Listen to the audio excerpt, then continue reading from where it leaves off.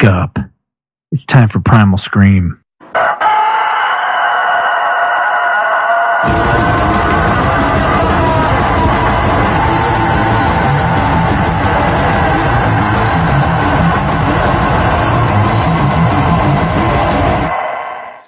Oh my God, that was cool.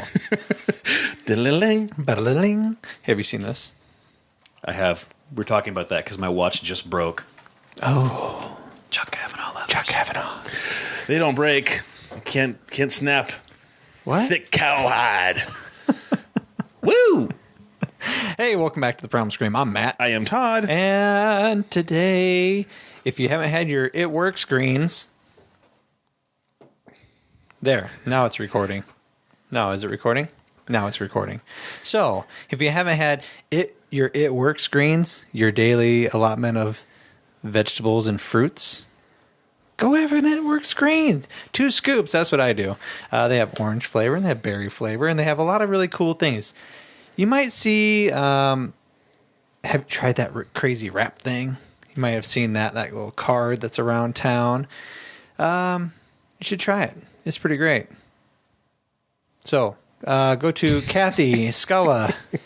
What is it? Kathy She's Sculla. going to question having you put her promo on here. 319-360-2009. That's how you can get a hold of her, and you can order any of these things. Or go the other route. You want to make some money? You want to be a distributor? You want to climb that ladder? There's that too. Contact Kathy Sculla. Okay. That's It Works. I like talking about Ecolips. We need to have, you know what I need? We need to have like a lazy Susan in the middle of the table, and it's Full a bowl. It's like Ecolips? a fish bowl of just Ecolips. Like, Oh, we could they're do different. that. I mean, you couldn't reach in and grab the same one. That's a great idea. You know what I mean? Oh, we could easily go up there and drop $20 in their little bucket and grab a sample of each one. It's a fantastic idea. Yeah, and I'd love to see Steve Shriver again, because Steve Shriver, he kicks ass.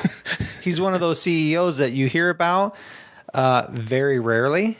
And once you hear about him, you're like, you're my new superhero. I like you. I like all the adventurous things that you do in your personal time. But I also like your philosophy on how you run your business. And it's very family oriented and it's very personable.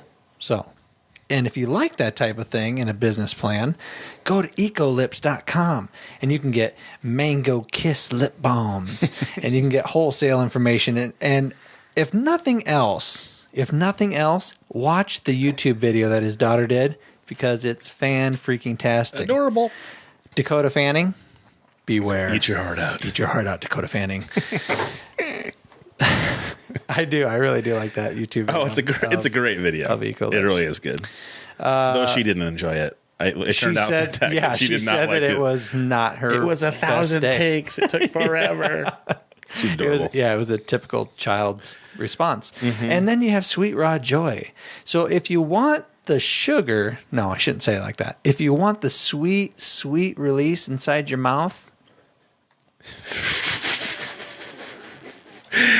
you might want to redo that one. I'm not sure Sweet Raw Joy is going to enjoy being endorsing them as some kind of ejaculant. You just did that. I was going wholesome. I wanted to go with... He was laughing. Yeah, but that's because he knows me. But if you want... You're right, because there was no intent at all with that. Sure. Right. It was what it was. Yeah, blame me. If you want something guilt-free, if you want to put something in your mouth and it's sweet and it's yummy and it's something that normally you would look at and you would gain 15 pounds...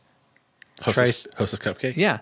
Snowballs? If you want something guilt-free, go with Sweet Raw Joy because all of their desserts are non-baked, all living ingredients. Haven't tried it yet. All organic. And look at these desserts. They're beautiful. And if you're just listening to this podcast, you're just going to have to take my word for it. They're goddamn beautiful. I haven't tried them either.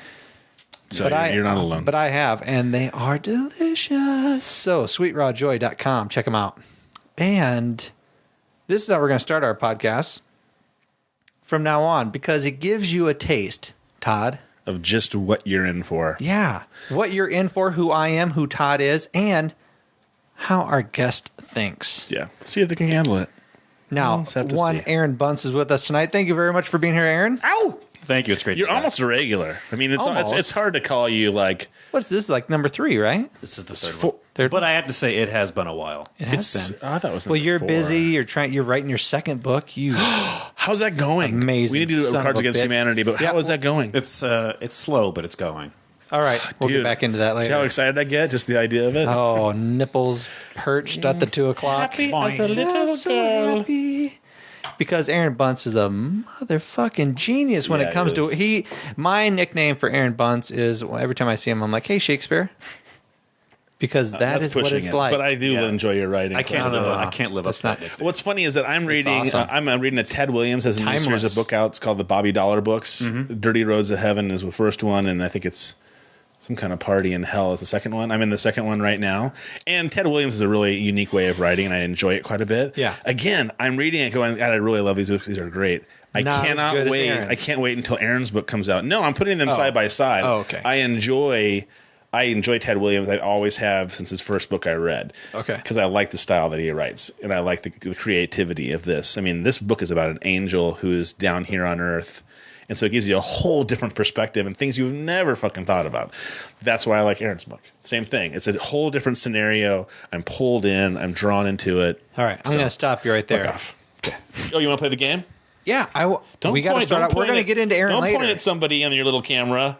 Whose turn? No one cares about you. All right, Aaron. When was your... we have to start out... Last bowel movement. When did you have your last bowel movement? Wow. Because that is the official rule. That's the official rule of who gets to go Cards first. Against Humanity. 3 o'clock this afternoon. Whoa, specific. That's him. Yeah. I was much earlier. And I was doing something else, so there's no way I could be doing that at 3. So it's him. Okay. He's going first. Yes. So these are the rules. Everybody gets... I pulled it off the top. You cool with that? Yeah. Okay. Is he cool with that? No, I didn't know if you shuffled these or not. I didn't, but we haven't gone through the deck yet. So I'm good with it. Here's the rules. You can check it all out at cardsagainsthumanity.com. It's $25 to get the box set, and they're really awesome. It's great card stock. It's like apples to apples, but it's horrible. It's worth $25. Oh totally. My god! And you can get bonus packs and all that stuff for the extended versions. We've been thinking about having a card night together, all of us. Yeah, Mr. Bunce, Mrs. Bunce. Game on. Yeah, it is an adult game for sure. But your stomach will hurt when you're done. It's just the best. Yeah, and your ladies will cry. I'm not sure. Cry with tears. I'm not sure. Cry with happiness. She'll love it. Yeah, she'll love it. Okay, so everybody gets 10 white cards. Pass it out. Deal it out. 10 white cards. We got them. Now, our guest, Aaron, is going to read the first black card. Go ahead and read the card. Turn it over. There you go. In L.A. County Jail, word is you can trade 20 cigarettes for... blank. I got some. Now, at this point, he's read the one black card, and now Todd and Matt are reading through their white cards to see what response would be. Oh, this is great. Oh, I've never seen that white card before. Okay, That's great. read your black card again. In L.A. County Jail, word is you can trade 200 cigarettes for... blank.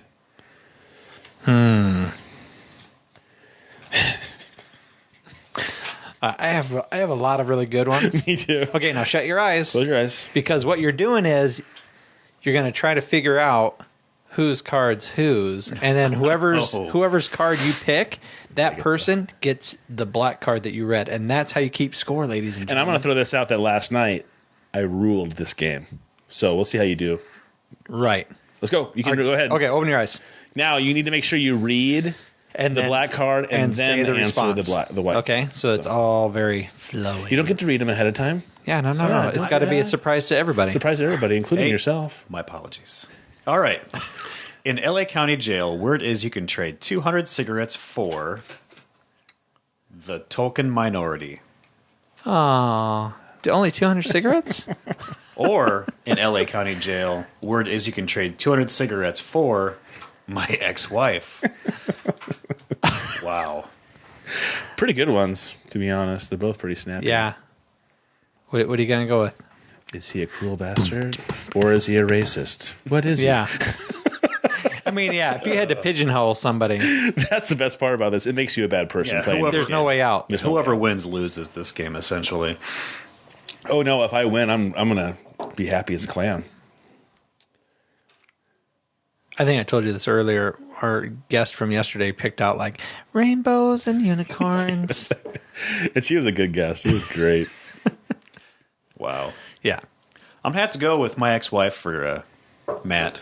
Oh, that was him. He got that. All right. Lose-lose. All right, so give him. He gets the black card. Get the black He gets the black card. card. I get the next black card. Is somebody knocking on something? It was. Oh, sorry.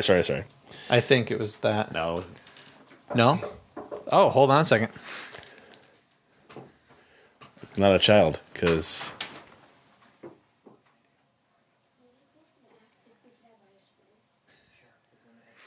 Oh, that's ice cream too. No more talking. Oh, it's ice cream too. Oh. Who's yelling for ice cream in here? I want deer meat. And we're back. All right. So this is my black card that I got to read? Okay. After the earthquake, Sean Penn brought blank to the people of Haiti. After the earthquake. What, this one? Yeah, I'll just keep track of it so we don't have shit all over. Okay. Okay, potty mouth. Wow. After the earthquake, Sean Penn brought blank to the people of Haiti. Oh, God, this is good. I have a couple. Yeah, I got some great ones. All right, whenever you're ready. Just let me know so I can read it. Oh, I mine flipped over. People in their cars going to work this morning. They're like, all right, I want to fucking hear this. Okay, go ahead. Okay, here we go. All right, I'll read it again. After the earthquake, Sean Penn brought the Boy Scouts of America to the people of Haiti. After the earthquake, Sean Penn brought Justin Bieber to the people of Haiti. Ooh, those are both stinkers. Oh, man. Not exactly what I was hoping for, but... Ew. What really You're can you... picky. I like He that. is I like picky. to be shocked and awed every single time. I guess so. Okay, I'm going to say Justin Bieber because that's where he should be. He's in Haiti. That a boy. Here you go. You keep that. That's your... You realize he was sitting there going, 50-50 chance I get Aaron. Which one is it? Jerk. There you go. All right. That's My Matt turn. for you. It's Todd's That's turn. Matt for you. Blank, good to the last drop. Ooh. Blank, good to the last drop. Wow, these cards are horrible. Yeah, Wow. they're really bad. All right, I got mine. You got yours, Aaron? Yes. All right, here. Oh, last night, Aaron, one of the black cards that Michelle got, she refused to read out loud. Really? Yeah. And it was pretty legit, to be honest. It wasn't that bad. Oh, what did America drop on the children of Afghanistan? that was Just the like- question. That was the question. Or just like she's just like, I can't say this. Mom. Like knowledge. Rainbows, Fat knowledge. rainbows, Got knowledge dropped on you. Yeah. erectile dysfunction. Good to the last drop. I like that one. Deflowering the princess. Good to the last drop. Wow. That's some I wonder if difficult choices. I wonder if a writer wrote that. Princesses and demons and stuff. I don't know. I'm going to go with erectile dysfunction since I suffer from that. That's me. All right, what's the score right now? What's the score? Is it We each have one. So that's why round sucks 2. Ass. That's what we got to do with round 2. Yep. Okay. And then we're going to move on to other things. All right. They said we were crazy. They said we couldn't put blank inside of blank. Ooh, a twofer. They were wrong. Love twofers.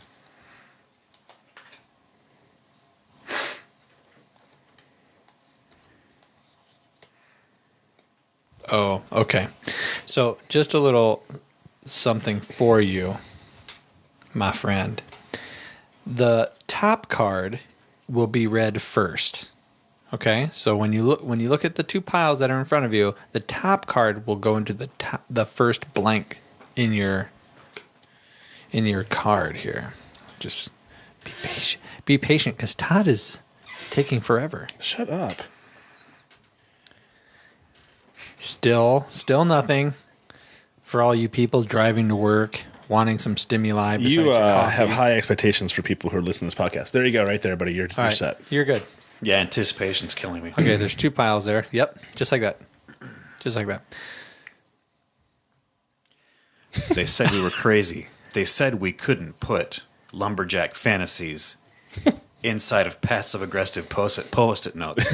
They were wrong. I don't say it like that. That was good. Yeah. They said we were crazy. They said we couldn't put cybernetic enhancements inside of the boners of the elderly. They were wrong.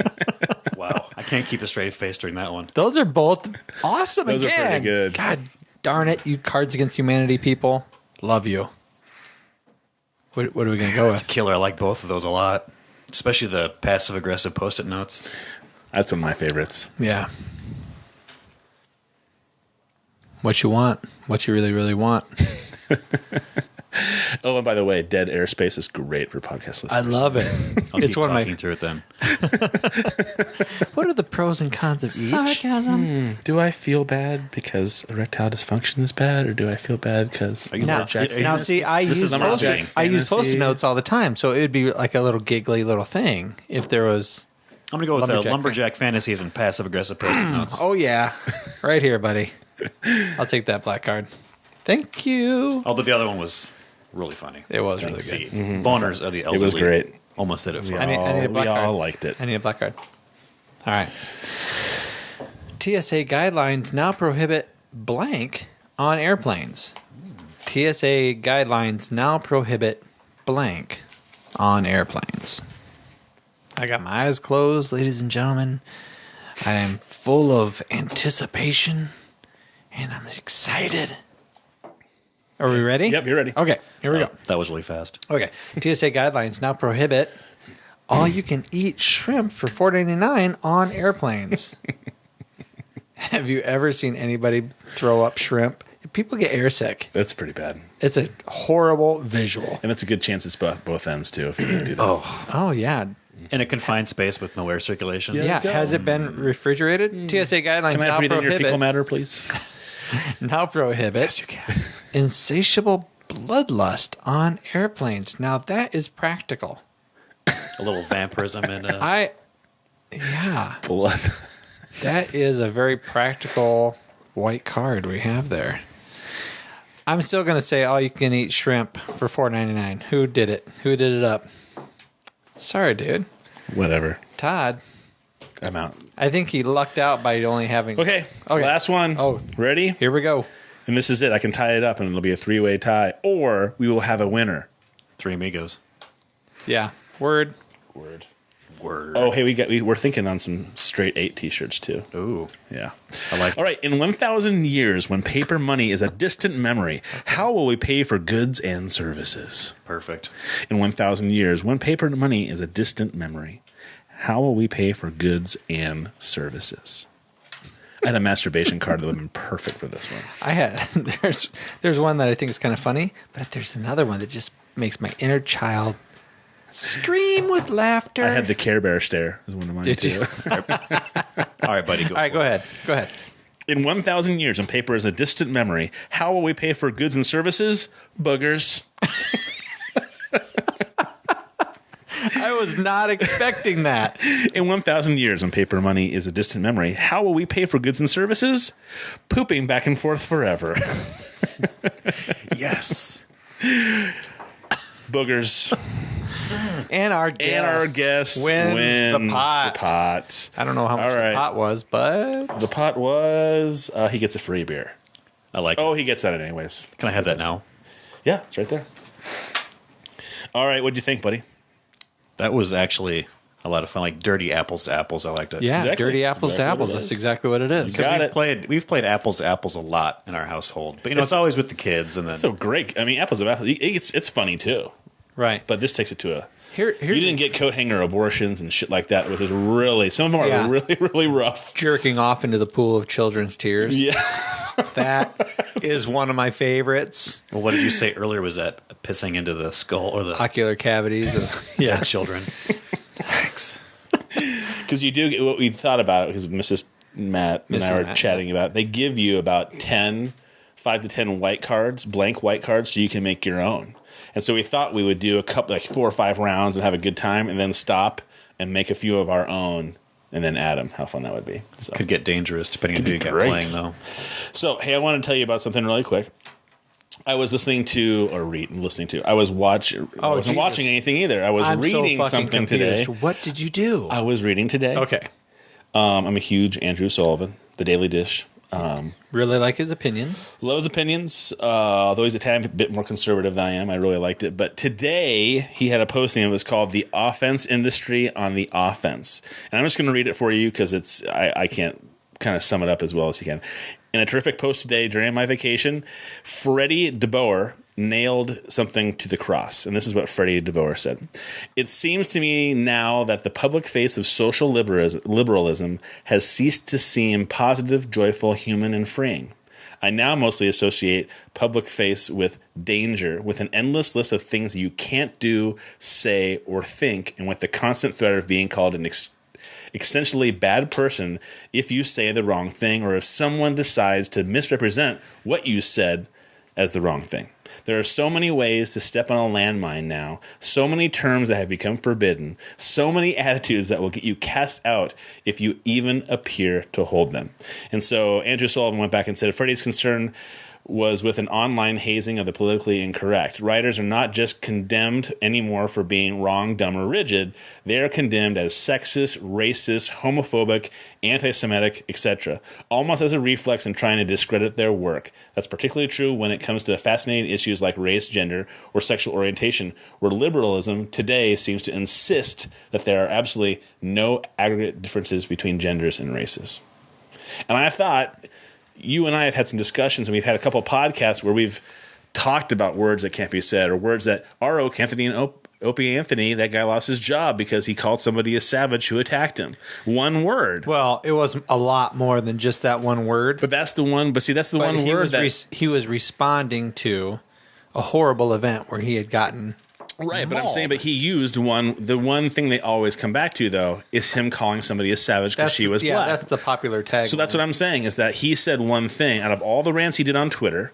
Yeah, that was the one thing that he got in trouble for, calling her a savage because she's African American. They are associating the two things, and so I think that this leads to the idea that you've always talked about, where we have to be able to look past some of those things. I think that's why Joe Rogan's so popular, because he says whatever he wants, and nobody labels him as being a racist or sexist, or does he get labeled as? I've never heard somebody say, "Oh, I hate Joe Rogan. He's a sexist pig," or "He's a racist bastard." He gets hate mail. He gets. I guess crap I don't read when I pull up his YouTube videos like that. I don't read a lot of like shitty comments about him.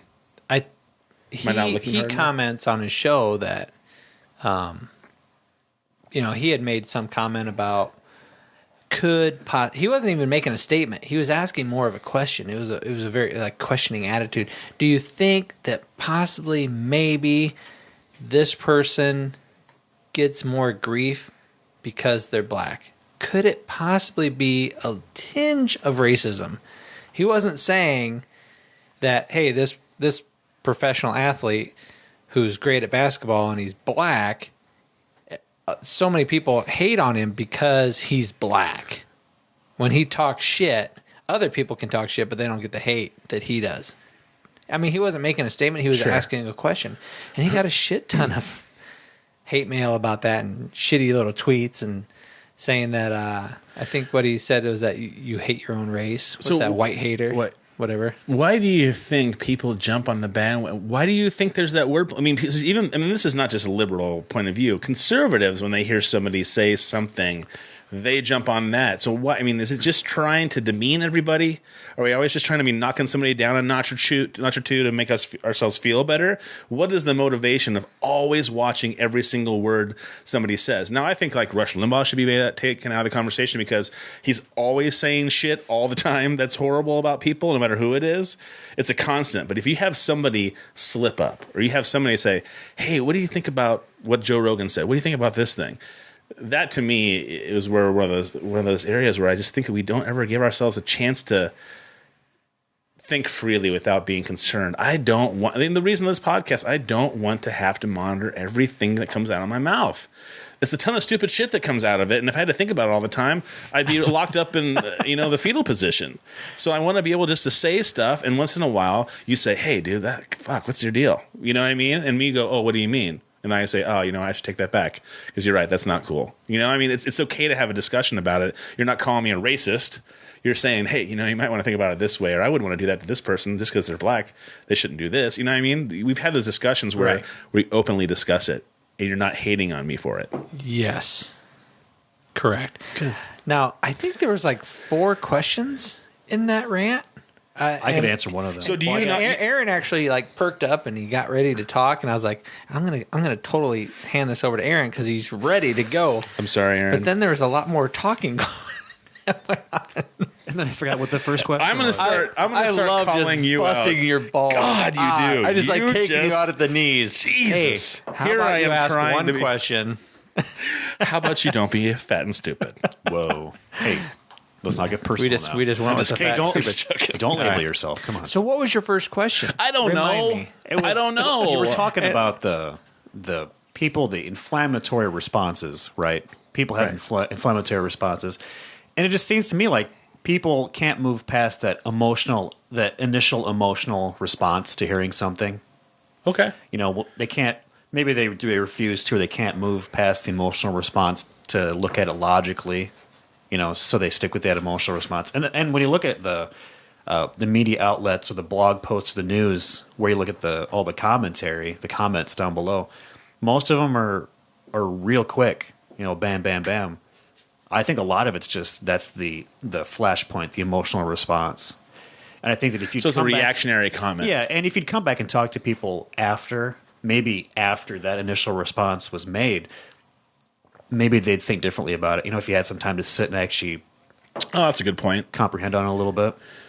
But, yeah. Well, I mean, it's almost like forgiving somebody who's made a mistake. I probably shouldn't have snapped. I felt this way because of this, and so maybe there's more to the discussion. That's a good point. Well, I think a lot of people feel like inherently they should have this cemented opinion about something. This is who I am, and this is what I've said, and I can never change. Whereas reality is, I can have an opinion about something, and somebody can say, well, Matt, maybe you didn't hear about this happening also. Oh, you've just added a new ingredient into the recipe. Sure. The outcome is different now. I can change my opinion. I can be enlightened. I can change my mind. And for people that have a response and the knee-jerk reaction is so fucking severe, right? That severity, it makes me feel like those people who responded severely, like, if he said something, that's it. To the core, cemented, 100%, that's how he feels. Done. He's dead to me. He's a fucking bigot. That's it. Wow. Yeah. There's no opportunity for understanding, especially when we get into, like, tweets. Facebook posts. Well, see, I was just going to say, Sam Harris he was at one of his, speaking about his new book, and he was talking about can atheism, he's a big atheist, and he was talking about atheism and sex appeal, and why does it seem to me, are there more men and women that kind of lead towards atheism? And he was like jokingly at this conversation made some kind of joke about, well, I'm not very familiar with sex appeal because he's kind of like a bland guy, dry and bland guy. And so he was joking about it, but he made some comment. It was like of course, a 2 or 3 sentence comment about men and women and gender and atheism. But this woman, again, right away, just tweets out something about the critical posture is intrinsically male about being an atheist. And she literally just like snippets out little pieces of what he said and tweets it. And so, in other words, you look at this and go, oh, who's this Sam Harris guy? Oh, he's kind of a male dominant pig. Oh, okay. That's too bad. You know what I mean? Does this lady need to have more followers? I mean, is that what kind of is driving some of these things? Well, because if you want to have a discussion with Sam Harris, you could have said, what, that sounds to me like it's really gender specific. Do you really feel like it's just men? You would expand on the thought. What do you think, Aaron? Is that a feminist view? I mean, is that who's what it boils it down to? I mean, atheism via like a feminist lens, right? Kind of deal. That's all I could think of. I mean, don't you have to think anymore? Like, it's not just that's your opinion. Nowadays, it's kind of like, okay, what do you have to gain by having this opinion? Right. Are you trying to get followers? Are you trying to do shock and awe? Do you truly feel this way, or are you saying this because that's what your sponsors want you to say? Right. There's so many different facets to somebody's response, and if you don't sit back and go, okay, how is that really what we need to be thinking about? Is that really as harsh as what it appeared to be, or should I take the time to look at it from different angles? And I think that's the downfall of Twitter and Facebook posts, is that's the reactionary thing is forever. It's got to have that shock and awe, because when 400 or 500 tweets are coming through. Well, even if I don't want account, to, even if I'm not looking for tweets and hits on my Facebook page, I'm just making a comment. If I do it in a reactionary way, I'm not thoughtful about it at all and take a breath to realize what's going on and have some perspective, I think you can get in trouble. Yeah. I was in a meeting this morning where two people are bickering at each other, and I had to say, I want to punch you both in the fucking face, right? I want to punch you, in the fucking face. You're getting better at it. I'm getting worse. But I had to stop and say, okay, this meeting is about this, and we got to get through this and hit these points. So this is not even a problem right now. So I had to take my ego out of it for a second, or how upset I was, and be like, okay, let's do this and move on. I could have been pissed off, and I could have said, what the fuck is wrong with you guys? And had the reaction. But I had to stop for a second and say, okay, what's the motivation? This meeting is about this, and that's the important part. So I don't have to worry about this shit, even though it's driving me crazy. How do we get to this other piece of it? So I don't know. I don't know if there's like is it Snapchat that you can take pictures and it disappears? Yeah. That to me is a great thing. Could you send? You know, I think would be a great thing. What? The end of the internet. Well, Twitter, Facebook can ruin teenagers' lives because they don't know how to handle it, and there's things like a diary. I think it's totally normal that you want to get your thoughts out there and you want to share with people. I mean, just get it out of your head, whether it's down on a piece of paper or talking to a therapist or talking to a best friend. But now we have this outlet or this tool that we just have given willy-nilly to children who have zero idea how to manage this. They have zero idea how to manage themselves, their thoughts, their emotions. Well, think about the impulsivity that we have as adults and give it to a 13-year-old kid. Yeah. Somebody is mean to you at school and you get on Facebook, you fucking bitch, and you just go off. Yeah. You know what I mean? And now it's on the record. I mean, it doesn't go away now. Right. Well, I mean, the thing is, too, I've seen people have gone on and deleted comments, but people have screenshot them. And so they're forever. Yeah. And so, I mean, I've seen people who are like, oh, that was really bad. I'll delete that. I've had friends who are teachers that had a picture of them and a bunch of buddies just hanging out together, and one of them had a beer in his hand. You might want to take that off. Why? Because students might be able to see that, and you can get in trouble for it. It's like, shit, holy cow, that would be, you got to be really careful, All right, I got to ask you this question. I kind of want to get off the negative stuff. I don't think it's negative. I think it's just bringing up things that you and I talk about on a regular basis that we can make better by having discussions like you were saying. I think it was that negative. This is what I love about this. This is what I really loved about where this conversation started from, was that Sam Harris was validating what I have fucking said for a long, long time, which again, just another little piece of evidence on the humongous pile. Matt's always fucking right. What was he right about? He doesn't even remember. Yeah. No. Wait, it sure must have been important. that there's an issue with, who'd you start talking about? There's an issue with the fact that we can't have conversation. It was Andrew Sullivan. I'm sorry, Andrew Sullivan. Yeah. It doesn't matter. Yeah, it does. They're two different people. Okay, fine. Andrew Sullivan. He validated the fact that I'm fucking right. Okay. And that I'm not that crazy. It would be great if we actually followed this is what drives me podcast. crazy. This is what drives me nuts. I thought you were going to get off. I thought you were going to get off the negative. I will after He's this. patting himself in the back. No, this is all positive. Mm-hmm. Yeah, this is positive reinforcement. Yeah, this is this is what I can't wrap my brain around. I'm so big. Yeah. Oh my God, that's a blast from the past. My ex-wife will love that. Yeah. If she is still listening. Why is it that my wife all of a sudden starts telling me, hey, have you ever thought about this or that? And I'm thinking to myself, what the fuck? I told you this like 6 years ago. and you basically laughed at me, and you would have pissed on me if you had a penis. She could still pee on you. Yeah, but it would be more difficult. So It would be more difficult. Maybe that's why she didn't I'll give do you it. that. I'll give you that. But she basically ridiculed me for a certain way of thinking that I had said to her, and now she's like, "I'm all in." What the fuck? Hey, baby steps. Sometimes it takes some people a day, and some people 6 years. What are you gonna do? Okay.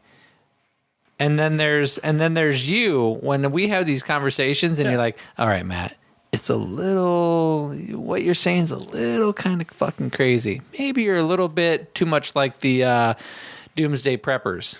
And then some fucking Hollywood star or Andrew Sullivan will say something, and it completely endorses what I've said. And then you're like, "Hey, you know what? I thought it validated both of us. This actually, opinion is really fucking good, Matt. Have you heard of this opinion?" Yeah, I said it last week. I thought it validated us in the podcast. I know you're the star of the show, but does it? I'm the have face. to I'm be- not the star.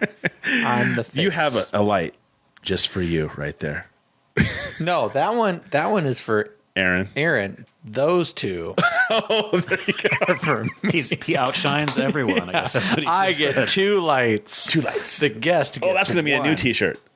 How many lights do you have? 2 lights. There you go. He's in the room. He's sitting down. All right, He's putting on his headphones. I got a He question for you. begins. I got a question for you. Yeah. I won't show your face, so go ahead and turn around and look at the monitor. 9 things successful people won't do.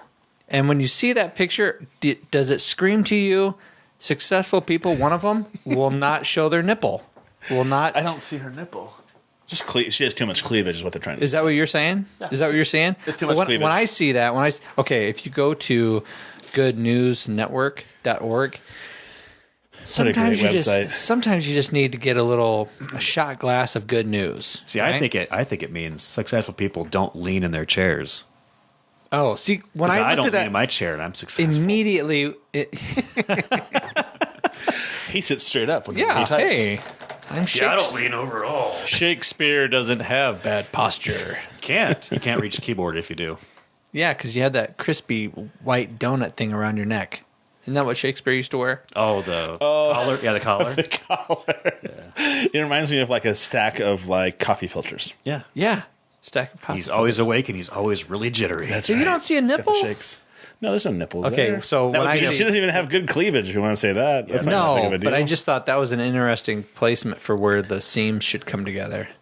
I think it is interesting for sure. All right, It should be called the first things you notice about this image, and Matt goes right towards nipple. nipple. Mm-hmm. All right. You're thinking about Now posture. this is so because I know you so well, Aaron, Okay. that I have 0 questions for you. So I had to refer to a book. Uh-oh. And this is a pretty neat book. If people want to check out this book, it's called 4,000 Questions for Getting to Know Anyone and Everyone by Barbara Ann Kipfer. Here's my first question to you. I'm ready. All right? Very spontaneous, off-the-cuff question. Okay. What are 3 things that you are pessimistic about? That I'm pessimistic about? Oh, we should turn it around and say what are 3 things you're optimistic about? Oh, do you want to go with that? Hey, you're the one asking the questions. Let's do optimism. Okay, optimistic. Please. You know what? Pretty please. That question is actually right above the pessimistic question.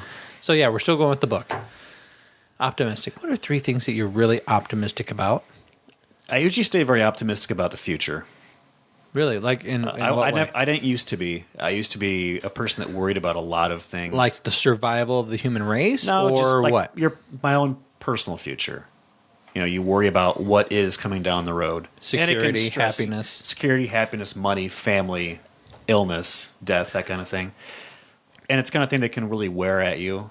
I was like at the point where I had to change my way of thinking, and it really helped. It changed quite a bit. I try to stay optimistic about things that, you know, I don't necessarily have control over. What did you do to change that?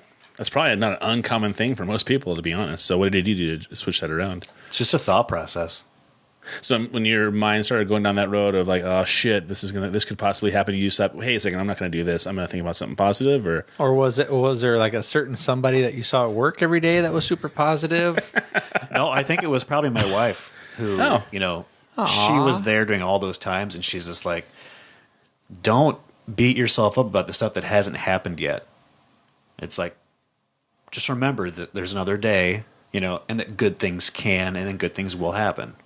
Yeah, because chances are, if you have a negative attitude about what could possibly happen, you're setting yourself up for that to happen. Well, yeah, and if you are thinking about writing a book for the first time, you should just accept the fact that somebody's going to come along and beat you upon the balls with a bat.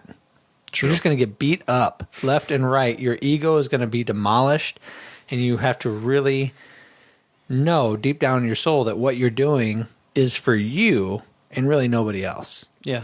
And not everyone's going to like everything. Right. As you guys have... If it makes you happy. Made that point, a lot, is that not everybody likes everything. You're always going to have critics.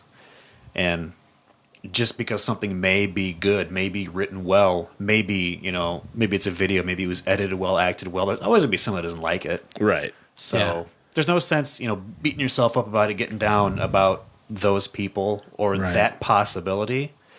As long as you like it. I mean, I give him shit all the time because he loves Universal Soldier. And I think it's horribly pathetic. I saw the movie a couple times back in early, 2000? Do you notice how defensive he gets? How fast that was? Yeah. Okay. So, I mean, he liked it. So I just like giving him grief about it because he's one of two people that saw it. We all have that, though. We've all got those guilty pleasures. Right. Oh, God, yeah. It's like everybody has McDonald's. You ever see Jim Gaffigan do his thing? Yeah. Don't get on my shit about McDonald's. Everybody has a McDonald's, whether it's the Kardashians or whether it's donuts or if it's too much alcohol. Everybody has the one thing they indulge in. Exactly. So don't give people shit because they like going to McDonald's. Well, for example, Matt wanted me to read the Sword of Truth series. That's true. So I started reading the first book, and which he has not given back to me yet. I want it on the record. Still reading it. With my OCD, if I come across that many typos in the first 100 pages, I usually put something down. It was hard. Really, you know what's bad is you've gotten me noticing typos. I think I used to just intrinsically just roll over them. Now I'm stuck and I'm going, fuck, come on. I'm sorry. That's okay. I mean, it makes writers a little bit more real to me too. Oh, so they mess up too. So. Well, that's the difficult thing about not just writing it, but I was forced to write. I wrote it, and then I was proofreader, editor, and then publisher. Right. So you take off your writing hat, you put on your proofreading hat, and then you take that off, put your editing hat on, and you spend so many times just fixating on words, sentences, paragraph structure. That's so amazing because I know I might be able, as we've talked about, sit down and write a book and I have some ideas. But the idea to write the book and then go back and start over and read things and then stop and revamp a whole chapter or get rid of chapters or write whole new chapters, that whole part of that process in my head goes, not happening, not going to do it. Well, so it stops me even from beginning to do something, I think, because I think about all the shit I got to do down the road. So, I mean, it is the hardest part. People always think that, writing a book is going to be so hard. And it is. It is a challenge. It's a monumental challenge. But that initial write where you're just sitting there, you're getting information down, you're writing it, is probably the easiest part. Right. Because when you go back through and you edit, editing isn't just making sure things are spelled right or that commas are in the right spot where you need a semicolon or, you got run-on sentences or whatever. It's the structural part of the story. When it's the chapters and the paragraphs, and it gets to a one point where it feels like you're working on a puzzle, and you have absolutely no idea what the completed image looks like. Gotcha. Because I got to the point where I was actually moving chapters around, and it was almost overwhelming because I had, this 200,000 plus word book. That was this, it spanned this sizable chunk of pages, when you're working with paper pages or even digital. And I couldn't figure out really how I wanted to put some of these pieces together, because from beginning to end, I was getting too lost in the size. So the editing was definitely the most difficult portion of it. But if you can do it and you can do it well, it really makes all the difference in the world. It makes a book. But if I ever write a book and I give it to you to publish or to look through, ghostwriter? I'll have to make sure it's really edited well, so there's no misspellings, aren't I? You'll never get through it. Hey, that's what I do. Listen, I love doing it. It's weird. I like proofreading. I like editing. Well, that's awesome. Yeah. Oh, because if people don't like it, and you do, holy shit, there's a niche. I think there's an awesome picture that needs to be put on your Autumn Arch Publishing. And that's autumnarchpublishing.com. And it's you at your desk. I love your little office that you have because your desk is like, boom, right in the middle of your room. You know, it kind of faces the door, unless you've moved around. Have you not? No, it still faces the door. Okay. And behind you would an awesome visual is a hat rack. With a gun, And you have gun these on it? very distinct different hats. And above each hat is like editor, writer, you know, whatever. Above each one of these different hats. And I mean, that is what a writer has to do. Mm-hmm. Especially the first, your first. Especially your independent author. Right. Because they don't have the power of, you know, a large publishing house with editors and proofreaders and formatters. I mean, that's. Can you imagine just having a job that all you do is proofread? That's all you do. They have a whole stack of manuscripts on your desk. That would probably drive me crazy. Because I could move between the different functions was kind of what helped keep me sane throughout. Once I get past thing. this, I can move on to this. Well, then, you know, you get to teach yourself something. You learn, oh, wow, I get to now learn formatting. I get to learn to format the interior of a book. I get to learn how to do the cover, how to format the cover of a book. I get to teach myself a new program. You know, and I love it now because I learned the entire Adobe suite. I taught myself. You know, InDesign is what I use to design the interior and the exterior of the book, and I design my own cover. You get excited about that because I get to learn a new piece of this puzzle. And you're like, well, what's next? And the world needs people like you because Yeah. I hear that and I'm like, okay, I'm glad he likes that because that sounds absolutely horrible. Well, to me, my brain does not work like that. It was really kind of it was an interesting. I don't know if it's introspection or I got to be witness to something that was going on to you at the same time it was going on to me. Because you and I started this journey together where you started to create a beautiful, absolutely fucking magnificent book. It is, ladies and gentlemen. You should check it out. Yeah. And at the same time, you're learning all these different little tiny facets to what you have to know to put it together as your, you know, sole entity to, you know, self-publishing. And here I am at the almost not the same time. This for me was last year, but I am trying to learn all these tiny little things on how to put together a podcast and a production company type of a thing. And to see your struggles, I'm like, oh my God, it's almost like a fucking mirror. I'm seeing my struggles in you. But isn't that, I mean, the steps of the journey that's the fun stuff. Mm-hmm. I mean, yeah, it's stressful, but could you ever have imagined 5 years ago thinking, hey, you know what? I'm going to make an awesome fucking promo commercial for my buddy just because I've learned how to do it. Can we say us? Can we say us once in a while? It's not just about you, right? Well, no, I think when Aaron thinks of us, he actually thinks about just me. Oh, you're probably right. That'd be it. Then you made him a great promo. No, I do actually hear from him. Just joking. I do hear from him more often though anymore. Oh yeah, well, you work together. Come on, yeah, he books the talent. Books the talent. What do you do? I book the talent. What do you? I just booked us through October and then November. You're the man. Oh yeah. That's tough. Hey, you want to come on and have a great time and drink some beer? Let me see. Twist my arm. Okay, I'm in. But I mean, it's daunting. If you're a new author and you have this great idea for a book, and you've actually sat down behind a computer screen, and you've done the work and typed it all out. The idea of what all you still have to do. Mm-hmm. And you don't even know you have to do all these things yet because it was a rude awakening for you. Every step you took, you're like, oh my God. You'd open a door and go, oh fuck, there's 5 more doors I got to open. And I got to learn how to go through each one of these doors. Yeah. Well, and then that is you learn the order of the process. You know, and you learn it the hard way. You learn it, you do it the wrong way. And then you think, all right, well, next time I know that I will do this and then I will do this. But I won't do this before this because then, you know, it's almost counterproductive. Mm-hmm. But what I can see... if somebody was starting out to write their first book, you know, their first attempt, I'd written most of another book before and a lot of short stories, so this wasn't definitely my first rodeo. But you get wrapped up into the process, and then you get fixated on all the things that aren't important yet. You get fixated on, are people going to like the story? Because at that point in writing it, that doesn't matter. Sure. Am I going to be able to get this published? Am I going to find an agent, who will take the project on?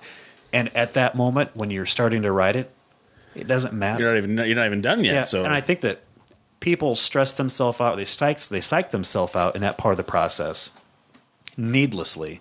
And I think that if they gave the imagination more credit and realized that once you start writing a book, at least it was for me, it was kind of eye-opening that once you kind of start your imagination down on that road, it picks up momentum and it kind of goes on its own. I mean, I've talked about it before to where you write and you write and you write, and then you have a hard time shutting it off. You lay in bed at night after you've written all day long, and you can't shut your thoughts off. You can't keep them from coming, and new ideas keep sprouting, and you got new storylines, and you got new ideas for, hell, even completely different stories. So if people actually just removed all those other distractions that didn't matter, can I get this published? Will people like it? Or even, how am I going to end this story? That was a big stressful point for me because I got about halfway through and I'm like, well, how am I going to end it? And Right. Writing an ending is painful. It's probably the crappiest part. Writing an ending is bad. But if you have another one to go to, you can pick up. Is that kind A of series relieve is it a little definitely bit? a series makes it a lot easier, but a standalone book would be a lot more difficult. Well, and you and I have talked about making the leap in writing something, and we Right. both have had ideas about it. And I think the more I know you and read about your book and think about it, and as I'm reading other books, I'm comparing, not making comparisons, but thinking about what I enjoy differently about different parts of the book. And then sometimes I was listening to, I was reading this recent book by Ted Williams, and there's a part of it where this guy goes to see this like a broken down kid in a wheelchair, and this kid he's like not a savant, but he can get in touch with the spirits and all that kind of stuff. And he goes down. He's called the Broken Boy, is the name of this guy. So he goes down into this kid takes him by a flashlight down to this culvert underneath a freeway, and goes down. There's a bunch of other kids that are there, probably 11 to 13, and they're kind of there in a fire, and this other kid's in a room. And so this kid takes this guy in, Bobby Angel, and the guy pays him $2,000, and he asks this kid in the wheelchair the question. And I love that part of the book because my right away started going, I wonder if you could do a whole story about how this little group of kids got together to take care of this kid in a wheelchair who obviously is incapacitated and has no way of taking care of himself, and all these other kids take care of him, but he can't really do anything. So you could think that they would just take this guy's money and take off and leave this kid to die. Mm-hmm. So what is it that keeps them together? Or how are they drawn together in the beginning or to begin with? And it started to get I started going, oh, that would be kind of a fun story just to hear about how these guys got together. They're a 5-page part of the book. And so it's fun how you let your creativity kind of start, leaking out here and there once in a while, and you're like, oh wow, that would be fun. And honestly, I wasn't like, oh, I should write about that. It was more of like, I wish somebody would write about that who was really good at it. That could really pull the story out and add those little things. That's maybe a trademark of a good writer, because when I read Within by Aaron Bunce, I found myself saying to myself, by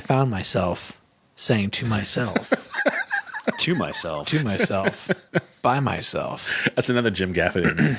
Oh, really? Oh, yeah. Okay. I like to work out with myself and look at myself while I flex with myself. Oh, God, you should YouTube it. It's fantastic. Okay. Anyways, sorry. But I think that's a good trademark. That's a trademark of a great author. There's so many neat characters. Like what you were saying. You're just reading it along. It might seem like an insignificant character, but the story is so uniquely interesting and deep that you start thinking to yourself, oh shit, I wonder what the backstory of that character is. And that's what you find in this book Within. And you did that with one of your characters. You didn't have a lot of backstory, then you ended up writing a chapter about him. Yep. I finished the first actual write through. The book was long at that point, but there was a couple characters actually that to the point where I was intrigued by them, and I had kind of this general idea of where I saw like a side story going. But I decided to go back in and say, all right, well, he's basically auditioned and he earned a bigger part. And I'm like, that's a great way to think if I'm intrigued by him, then Sure. there's a pretty good chance that other people probably will be too. Yeah. So I went back and I rewrote. I actually wrote in two whole separate storylines for for characters that weren't there before. And yeah, it made the book longer, but Probably added to the depth of the book. Though. Yeah, and my philosophy was I'm going to write a longer book, and I'm trying to give people more for their money with the book. I'm like some long books are painful to get through, but I'm trying to give you more story and more. Well, and more that's depth. A good point, because I don't know if we talked about this last time, but I read a book by McCormick called Blood Meridian. Have you read that? Mm-hmm. Okay. This is the darkest, most depressing book I've ever read in my life. And you ever read The Road by McCormick? Okay, so that I enjoyed. That I didn't mind. It was okay. It was dark. That was still pretty dark. It was dark. This one, extremely fucking dark. But this one is like, it's just terrible. I mean, it is so dark, and it's so full of killing and horrible things that happen. There's no light at all. I mean, at least in The Road, there was little moments where the kid was the humanity part of the, of that book, and at the end, they see things that make him think, okay, life might be returning possibly, and that gives you a little bit of hope at the end. But it was a small light. This Blood Meridian was. It ended, and I thought, oh, I just lost 2 months of my life. Was it good, and was it descriptive, and was it an intense book at times, and did it paint an incredible picture? All those things were fantastic. But again, if a book doesn't leave me with something kind of intrinsically, oh God, that was a good read. Even if it was like The Road, I loved that book, even though it was dark. I like apocalyptic stuff anyways. But I got done with that. I was like, oh God, that was really good, because there were some little bits of hope in there once in a while and left me with something. This Blood Meridian, somebody said it's going to be a movie, and so I thought, oh, I liked The Road, so I'll read this. Whoa. I mean, in the graphic violent, like the violent part of it were just horribly graphic and gross. And I thought, oh my God, what's next? Who are they going to kill next? What are they going to do to this next guy? And you're just waiting for the next atrocity to happen. That's literally what the book was about. And then at the end was horrible. And I was like, oh, that's great. Wonderful. Well, I think people take for granted the emotional toll that stories like that have on a reader. And is McCormick known as a dark guy? Is he a dark guy? I thought he's written a couple good books, but I mean, I don't know anything about him personally. I know that he writes. I mean, to me, I almost lump him together with George Martin as far as writing, because Game of Thrones is kind of almost the same way. That it tests your resolve. I have a question for you. I'm saying it wrong. It's Cormac McCarthy. Sorry. Aaron, do you feel like people can write a book? The who, what, when, where, why, how. I'm going to tell a story. This is the beginning. This is the middle. This is the end. But the really hard part is being that type of author where you're like, okay, this is the feeling I want to portray to somebody. Because I can set the scene, and I can get the person from this side of the country to this side of the country, and I can make it all logical how he gets that way. You're talking about setting the tone. But yeah, setting the tone and trying to make the reader get the feeling that you want to portray. Like, how many times have you written something and you're like, okay, it makes sense, but I want somebody to almost fucking cry, at the end of it. A lot of times. And is that the thing? Is that like the thing that a lot of writers, or were you surprised at as a writer to go through this book for the first time and go like, oh shit, I can tell the story from point A to point B, but I'm really having a hard time getting the emotion that I want people to get out of this. It's a challenge. And I think you probably know, because I wrote the first couple chapters and I gave you the first couple chapters to read. So and the first couple chapters by that. They were substantially different than what the finished story was. I mean, you wouldn't even recognize it. If I were to give it to you, Todd, you'd be like, all right, what story is this? Yeah. I wrote those and I scrapped them, and then I rewrote them, and then I got on a roll. But there were even certain chapters that I wrote that I finished writing, and I said, this isn't how I want this to happen. This isn't how I want this to go on, and this doesn't feel right. So I'd go back and scrap it and write the whole scene over again. And then I did that with, well, obviously I chopped the whole ending off, which was 60 pages. And then I chopped another, which ended up being the climax of the story. You remember the very first version ended very differently, right? And I took, which was a climax for two of the characters, Roman and Denna. I can say names, Roman and Denna, And I told myself this is a much more logical conclusion for the story. It feels like I'm trying to give, I'm trying to give too much, trying to take people too far.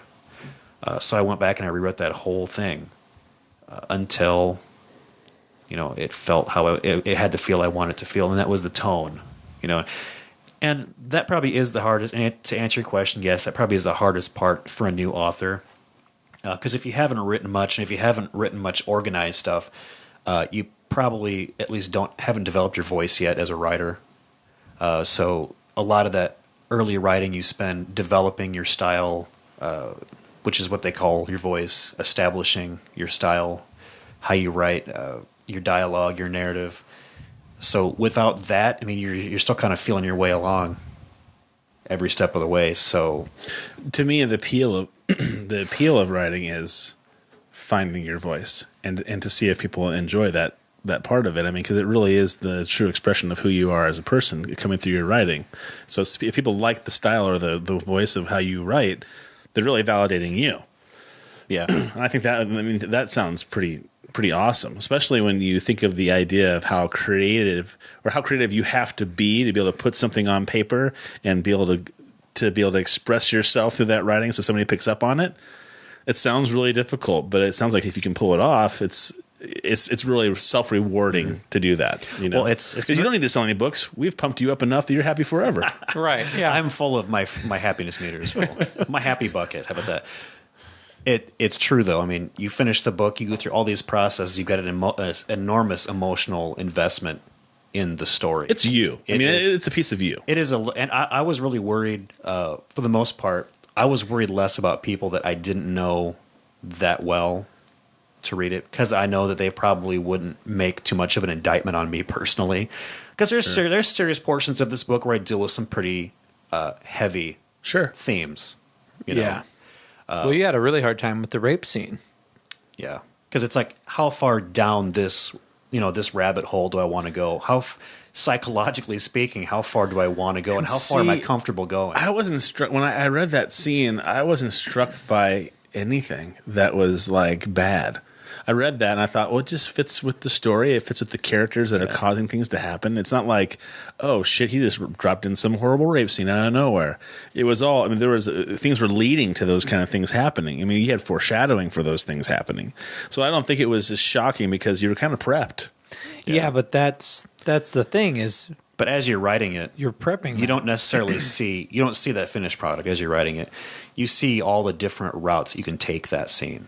Right, and as a writer, and everybody might not be the same, but I saw how badly or how good I could take that particular portion of the story, or how bad you want to make it look, or So I mean, I wrote it several times. I wrote that scene 3 or 4 times over again, just because, like psychologically speaking, how involved do I want to get with this particular theme in the story, and then you're worried.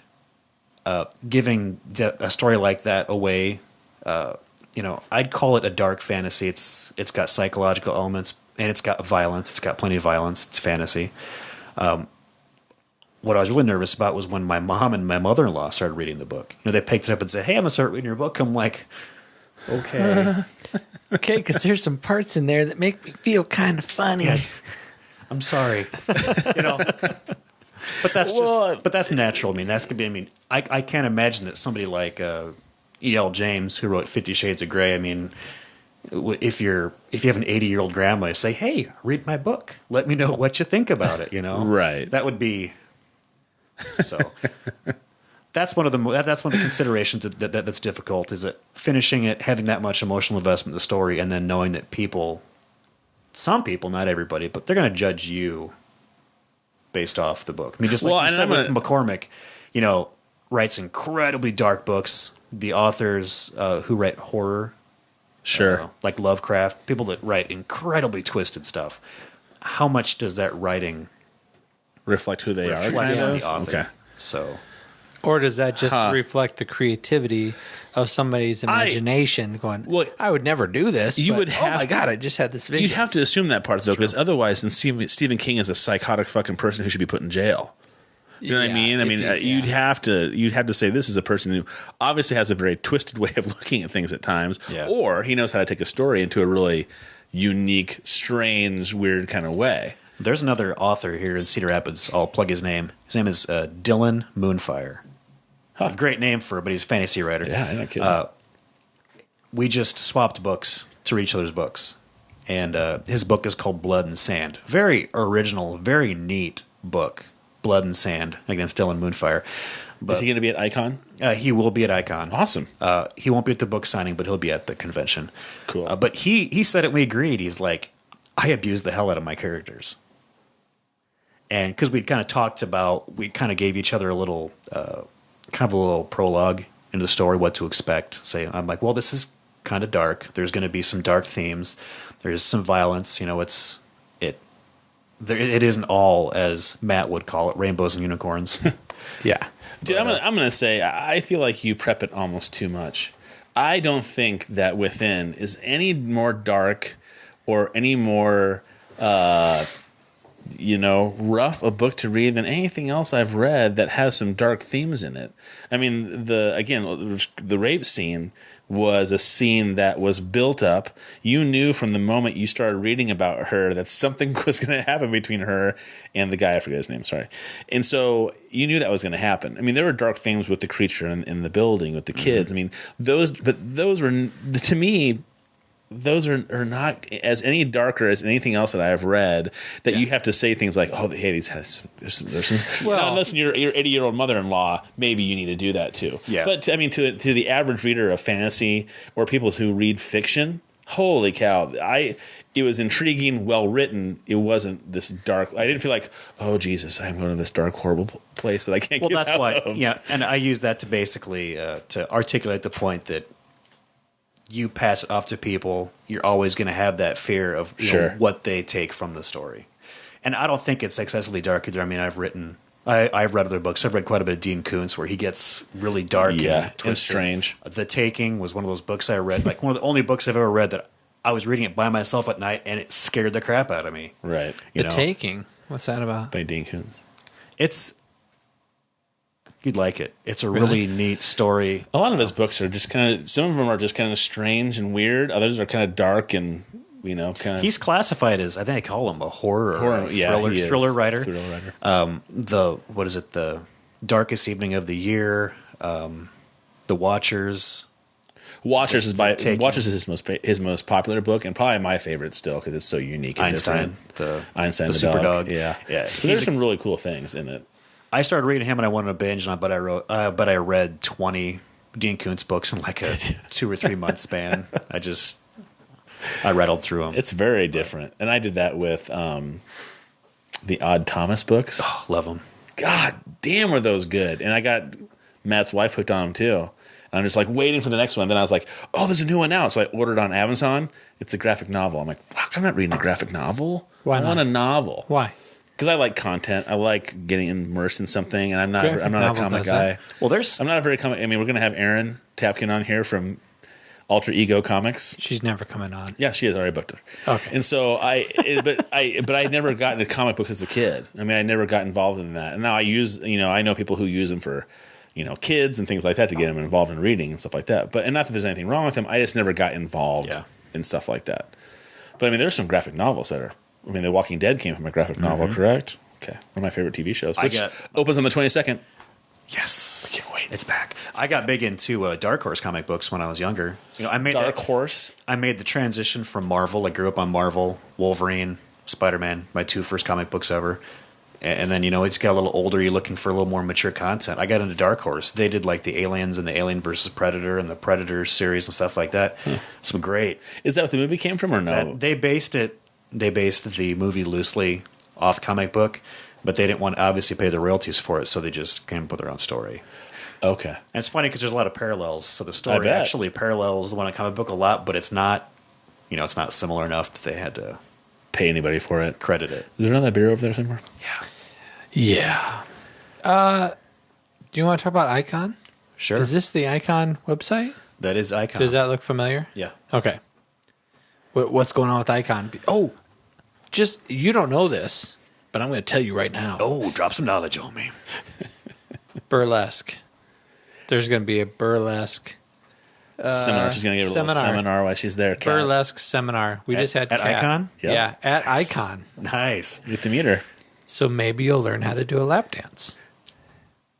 You know, I'm looking at expanding. You haven't probably had a chance to listen to the podcast yet, but I would love your opinion of this podcast because it caught me off guard. Did it? And she gave us a homework assignment, which I haven't accomplished yet. I don't know about you, but I haven't accomplished it for our stage names. If we were dancers or something like that. And I tried, but I couldn't do it without coming up with them like some stupid, goofy name because I'm too embarrassed to try. You know what I mean? You know what? I brought this up at work. There was a guy. I might just leave my headphones off for the rest. There was a guy that I work with who, for whatever reason, loves me giving him a hard time. He really, really thrives on the fact that I know where he's coming from, man. I love it. Yeah. Jeez Louise. I don't think you really have a say in that matter. You're absolutely right. It's just going to happen. Exactly. You either love me or you hate me.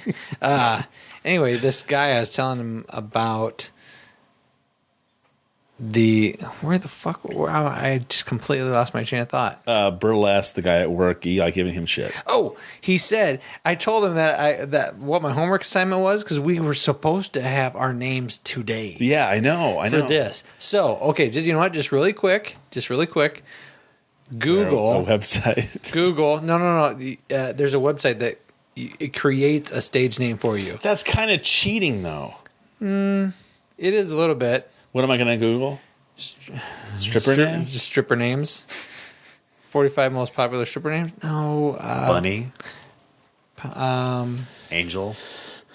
What's your stripper name? Find out my stripper name. Oh my What's your God. age? All right. Let's just do this and we'll see what happens. And if it's dumb, I'm not going to do it. So enter the information. Male. Oh, at least it asks our gender.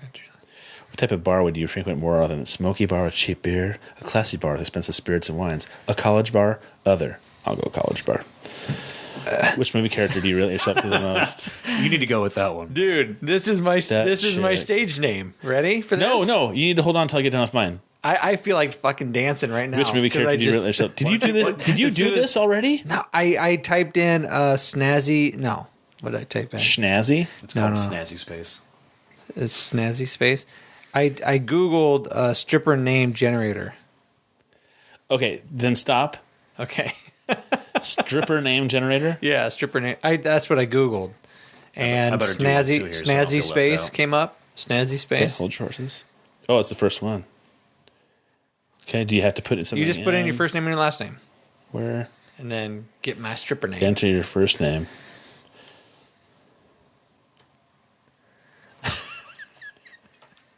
I never would have came up with this one, Aaron. Guys. You never know what you're going to get on the Primal Scream. You never know. That's why you should come on as a guest because this is goddamn fun shit. If I do say so. Is it thinking? Did it pop up somewhere else? What's wrong with you? My thing is done. Well, shush. Did my computer All right, lock can I up? just say mine? No, because it has to be done at the same time. Do you have yours, Aaron? Aaron's is done already. Well, why is mine taking so freaking long? I love that. That's great. Okay, hold. Mine's I'm excited. solid. Don't say anything. Get my stripper name. All right, look behind you. Does it look like that? Stripper name generator? Yep. Okay. Yeah, hold on. I think my computer's just taking too long. I know. Hold on. Stripper name. Okay. Did you do it? First name, last name? Are you going to go with it? I got it. I like it. Let me hear it. What is it? Diamond Spankhorn. Diamond Spankhorn. Nice. Aaron, what was yours? Sugar Spank Tower. Sugar Spank Tower. And mine is Chesty Leathertoosh. Oh, Chesty Leathertoosh. my God, dude. That is fucking fantastic. Diamond Spike. That's actually my birthstone, which actually pretty fitting. Chesty Leathertoosh. All right, that's on the record. Diamond Spankhorn. Chesty Leathertoosh. The best parts of the Leathertoosh. That's fantastic. Say yours again, Aaron. Sugar Spank Tower. Hey, when you go home tonight, you just tell your lady that's how you want to be addressed. When the kids go to bed, I don't care when it is, but when the kids go to bed, this is how I want to be addressed from now on until You gotta say it right. You gotta say. I'm typing in my wife's name. You gotta say Sugar Spank Tower to the maid stage. Do you have a pen over there? I want to write this down. I don't have a pen. All right, but it's it's recorded. I can't type in my wife's name. My wife's name is Isis Spankhorn. ISIS? Isis Spankhorn. It's not a good association right now, I suppose. Raquel Leathertoosh. I typed in my wife's name, and the only thing that changed was her. The last name is still Leathertoosh, but the first name is Raquel. Raquel Leathertoosh. But that's all right. I'll call my lady Raquel. Whatever. Hey, baby. Hey, baby. So what was I forget? What, We were talking about Icon. We're going to talk about Icon a little bit. well, yeah, I was going to say that because Chesty, that was my sweet thighs. Whoa! I just put in my first name, and it came up with Chesty Sweet Thighs. I like leather. What do you like? Leathertoosh better or Sweet Thighs? You got to go with Leathertoosh. Oh, Leathertoosh is the Leathertoosh, best. totally. Chesty Leathertoosh. Well, we got off on a tangent because we brought up the burlesque thing because Kat is going to be teaching a burlesque. What? Yeah. Viva Boom. Vavavoom. Vivavoom? Vivavoom or Vavavoom? Oh, now you're questioning myself. Vivi. Probably Vava Boom. Vava Yeah, you'd Boom think is Vava Vava Boom. Boom. Viva, what the fuck is that? Sorry, Kat. So yeah. But she's gonna be doing a learning class, A seminar on it. Seminar, on Which how made to me laugh because I thought of like Aaron, all the geeks are going to be at this Icon thing. And here is this woman who's going to be talking about burlesque. You know what I mean? You're just going to have all these little guys in the audience like, oh, I'm tingling in my bulbous area. I don't know what to do with myself. Was that bulbous? Yeah, why did you say bulbous area? I usually go with I get that from, balls. I get that from is it Church Lady? I don't You get a know. little tingly down there in your bulbous area. Well, she was a woman. But she was talking to other people. She was talking to other people saying, do you get a little tingly down the butt? She put in. She was wearing. Why women, do you have to give me shit every single because fucking men, thing that comes out of my mouth? listen, not everything. If it's bulbous, I think of like bulging area. Bulbous. What did you think? It's true. What did you think immediately, though? That he did Because what he's thinking. Yeah, something swollen. Thank you very much. Oh, really? Yeah. I thought And that's it was what a you big think clit. of bulbous, something oversized, swollen, Okay. It could be An extension. a clitoris. I'm thinking Yeah. of a cock. engorged. There you go. Engorged. Engorged. Engorged. Thank you. Perfect. Much better than bulbous. I was trying to do the church lady. Okay. But All right, it's okay. I'm sorry. Hey, I had some I'm good not news. as You want to hear my familiar. good news? Or are we going to keep talking about Icon? Well, we Let's can talk get about back. Icon, You know what? 'cause I think- we can get back to Icon. Let me hear your good news. We'll get back to Icon. So the city of Burlington, Vermont, Yeah. just went 100% green electricity. Yeah. Wow, the whole city. Did you see that on Good I News saw Network? it, but I didn't read into it further. How big is the city, though? Percent. What's the It's population? Vermont, so I don't think it's very big. So it didn't it's say the 5? population, but it's 5 people. You can put it in Google. Just put in Burlington, Vermont census. Okay, 5 people, one solar panel. If they have one, How you spell Burlington? really. Wait, that. City of Burlington, Vermont. I don't see. Why do I keep putting that? All right. I need to go over to the Wikipedia. Oh, there it is. Population 42,000. That's actually not too bad. That's bigger than I thought it would Not be. too big. I mean, it's not as big as Cedar Rapids, but Well, Cedar Rapids is the second largest city in Iowa. word. Where did you get that? What? The population? If you type in Burlington, Vermont, off to the left-hand side gives like stats of areas instead of which is websites, and that's where I usually go to.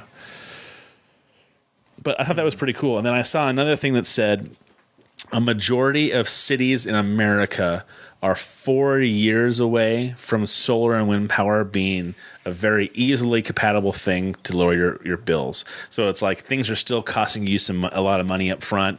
You know, I have a friend who built a house out in Solon, and he got geothermal and solar put into it while he was doing it. And I think it's a condo. It's a really big house for a condo. I didn't know they made condos that big. Or I mean, duplex. It's a duplex, but it's huge. And so he said on his half, he wanted to have these things. I think he spent like $25,000 extra up front to do that. But he got a bunch of savings off the back end for taxes from the state and the federal government. But he still had to have that $25,000 up front. So I think they're saying that it's going to offset the cost of getting a solar panel and getting it put in is going to be a lot less up front. So you can start out right away. He wanted it part of everything, so he worked it into his building plan. And that's, got it part of the bank said it was okay because he was going to save money on the backside, those kind of things. Did you see the pictures of the Walmart that had wind turbines above the parking lights? I did not see that. Park. Parking lights. Yeah. And I seen Walmart has there's a couple places that have green roofs that have grass roofs to help lower efficiency costs and things like that. It's all great and good. I have a bitter, Walmart's a bitter pill for me. Mm-hmm. It's just hard for me to shop there. I don't shop there. For you I just too. don't. You know For why? you too. Because it'd be different for me if I was like, oh wow. Well, I think let me say this. It's fantastic. They're having a less impact on the environment. But it's a true fact they still pay their people horrible wages, and a majority of the shit that they sell in their stores are made in China that have absolutely no environmental give a shit anyways. So I'm glad they're doing things like that. If I didn't feel like it was Walmart doing it just for their bottom line, I would feel differently about it. But maybe I am a cynical Walmart bastard about that, which is possible. Sure. So you know what? That was really bad of me. I am sorry to shit on your positive comment, because you're right. It is a good thing if somebody's saving energy that will definitely impact the planet. So that's a good thing. Yeah. Sorry, I think my so apologies. too. Mother Nature Network. If you want to go to mnn.com, they have a story about it, and it's called Force of Nature, the unlikely story of Walmart's Green Revolution. Probably got some liberal hippie running that store. I don't know why you got to talk all Arkansas on me. Was that Arkansas? You started doing that. I did that. Yeah. I did the Sling Blade voice last podcast. I don't know why. Do you ever, Aaron, get you're writing your second book and I'm actually writing 3 books at the same time. It's a great transition, by the way. Yeah. Sling Blade. Why do you talk like you're from Arkansas? I'll tell you what. Your other book. It sure would have been a good transition if you would have shut your fucking mouth, you yapper. Slap. Wha-bam. No, okay. You're in the middle of your second book. Of my face. Right? Yes. This series, I mean, what you've created, what you've started, could easily be a humongous series. Easily.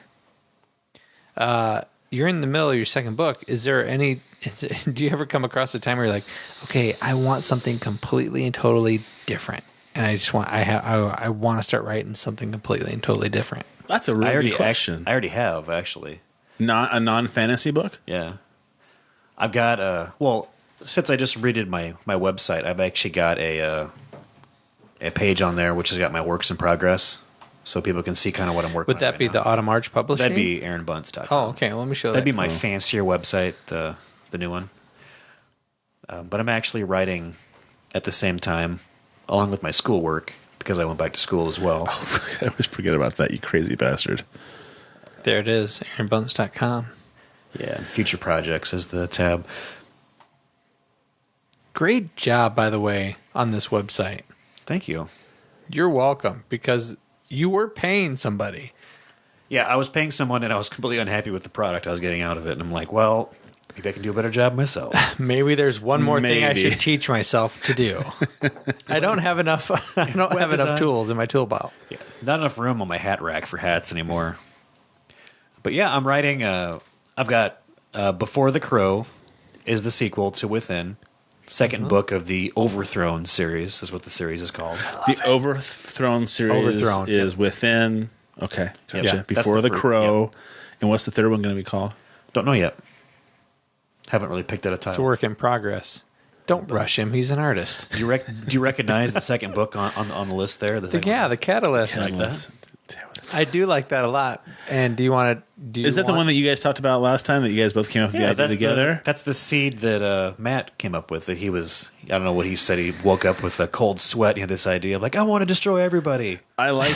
I keep having these genocidal thoughts towards. This is why that was why again I love apocalyptic books. But the reason why that was intriguing was the idea of karma, or the idea of you have this idea and then you have to suffer through your choices. Yeah. That's why that thing grabbed me. This just the idea of it grabbed me. I mean, the visuals you gave me were great too, but I was just like going, "Oh shit!" We all have to live with our own decisions. We do it all the time, but here's a decision that affects humanity on the planet, and you have to deal with it. And I mean, I like the idea. You know, I was curious about whether he, you know, I know is he aware? Is he fully aware of what he's done? And so is he kind of like, excuse the example, like an abused child syndrome, where he just kind of blocks it out and he goes about his day because he can't handle the idea of what he's done. Well, you know, it's funny that you bring that up, because that's actually something I was thinking about the other day, because I'm in the preliminary writing for a class. I actually wrote the very first scene of it as a screenplay, and I may decide to scrap it as a book and just write it as a screenplay and see how it comes out as a screenplay.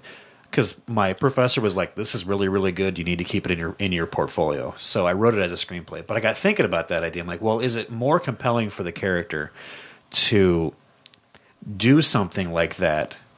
I don't want to spoil it. Do something significant, sure, right?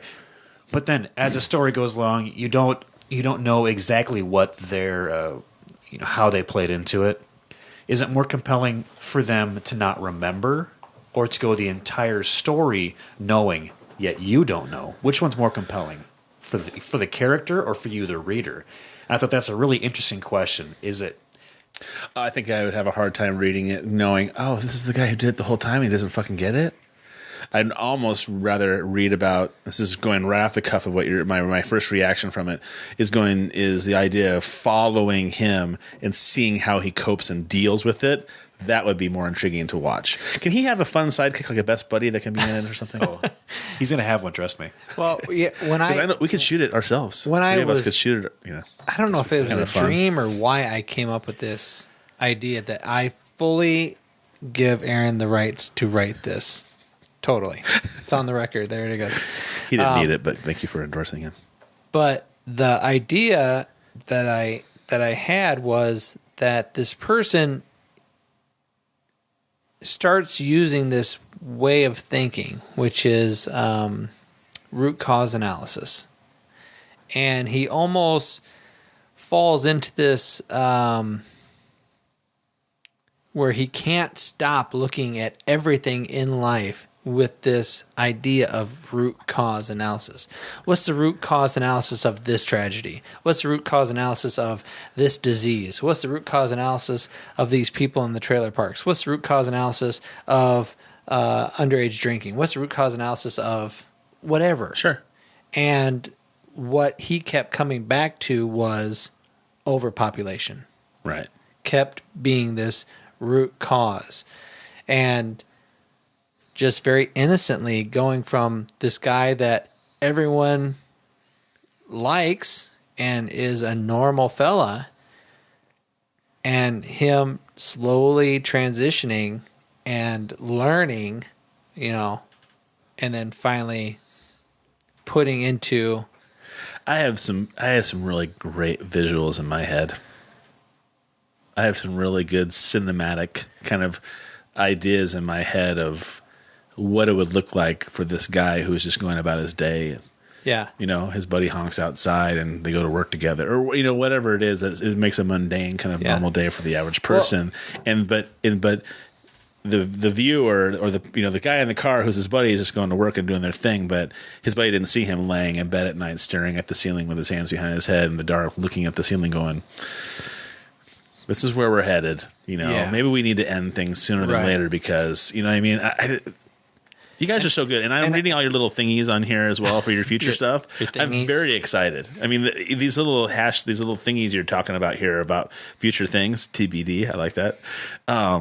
His fight for humanity spans centuries. It starts with the fallen prince, add in a faithful servant, an unsuspecting hero, and it'll be ready to rumble. What? That's actually the Where's that at? That's actually my very first book that I started writing, 1998. That was my first attempt at writing a novel, and I got a fair chunk into it. I'm just like, I had way too many distractions in my life. Kids? At that? No, not even kids. Just Women. I was in college, women, drinking, everything. You know, for someone, I was 19 years old. There were way too many distractions at that I'd say so. So, And look at the head of hair you have. I mean, Jesus. You have to fight those ladies away with a stick. Jesus. not anymore. You don't need to anymore. You have Happily a lovely married. wife. Happily That's right. married. Yeah. Jimmy was born with every determination a person can inherit, but somehow, some way, he survives. Then, as a 20-something working as a paramedic, Jimmy, discovers he holds a deathly secret. And the title of that book, Becoming Becoming Death. That's actually Love the other it. one I'm working on. Damn. Is it hard to have that many storylines or that many ideas floating through your head, or can you kind of I have a good idea for that book, and you just kind of hop in and just No, it's all easy write out because I idea? stopped taking my ADD medication. Yeah, I don't take Adderall anymore, so it's just it goes everywhere. No, for some this part goes here. This part goes here. I must just multitask real well because I'm keeping them all, and I keep it all pretty straight so far. If that changes, we'll see. Well, I mean, if you think about one, go, okay, before the crow, I'm working on this. Oh, this timeline goes good. Okay, that makes sense. And you start thinking about that and generating ideas. I can see how you'd be able to stop and say, oh, well, what's Jimmy doing in this situation? And then get some time and get your mindset for that area. And What it helps with is that when you're writing a story, it's not true writer's block, but you'll get to a point where you get kind of bogged down and you don't necessarily know where you want it to go. Writing or working on more than one project at the same time, kind of hopping between, lets you jump out of that story to another one and get a fresh perspective. Throw yourself into new scenarios with new characters, take on some different points of view, write some fresh dialogue. And Wow. it's amazing how it breaks things loose for the other stories you're writing. well, and instead of sitting back going, oh, I have writer's block, I can't do anything, I'll watch TV instead.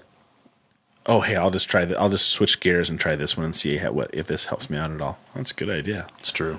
I was going to ask you, has writing these books and personifying being an author, has that ruined your enjoyment of the books, of all these other books that you used to really enjoy without thinking really in-depthly about? It has dramatically changed how I perceive books when I read them. You know, like I said, I really struggle with the Sword of Truth.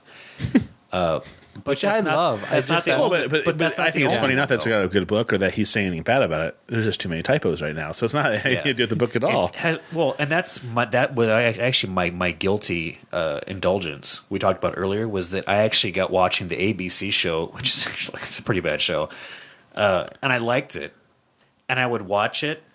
I'd have the TV on running it while I was writing in the background, Right. and that was my little guilty indulgence. Sorry, but What show was that? I'm totally curious. well, it's based off the Sword of Truth, but it's just like loosely based. It's not. What was it? What was it called again? Yeah.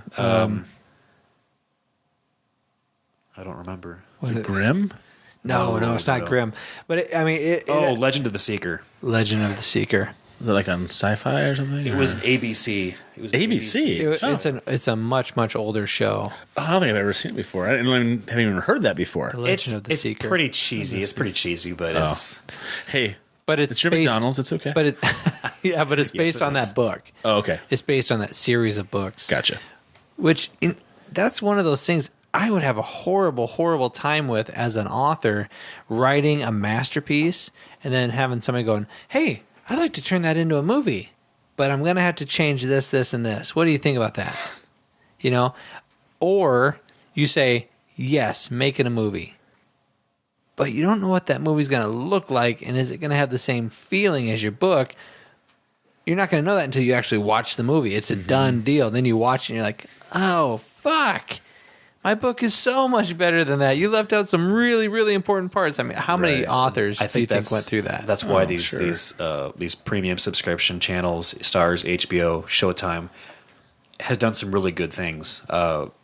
the Game of Thrones series, obviously, you've got George Martin, the writer. He's also the executive producer, and he's the writer for the show. Right.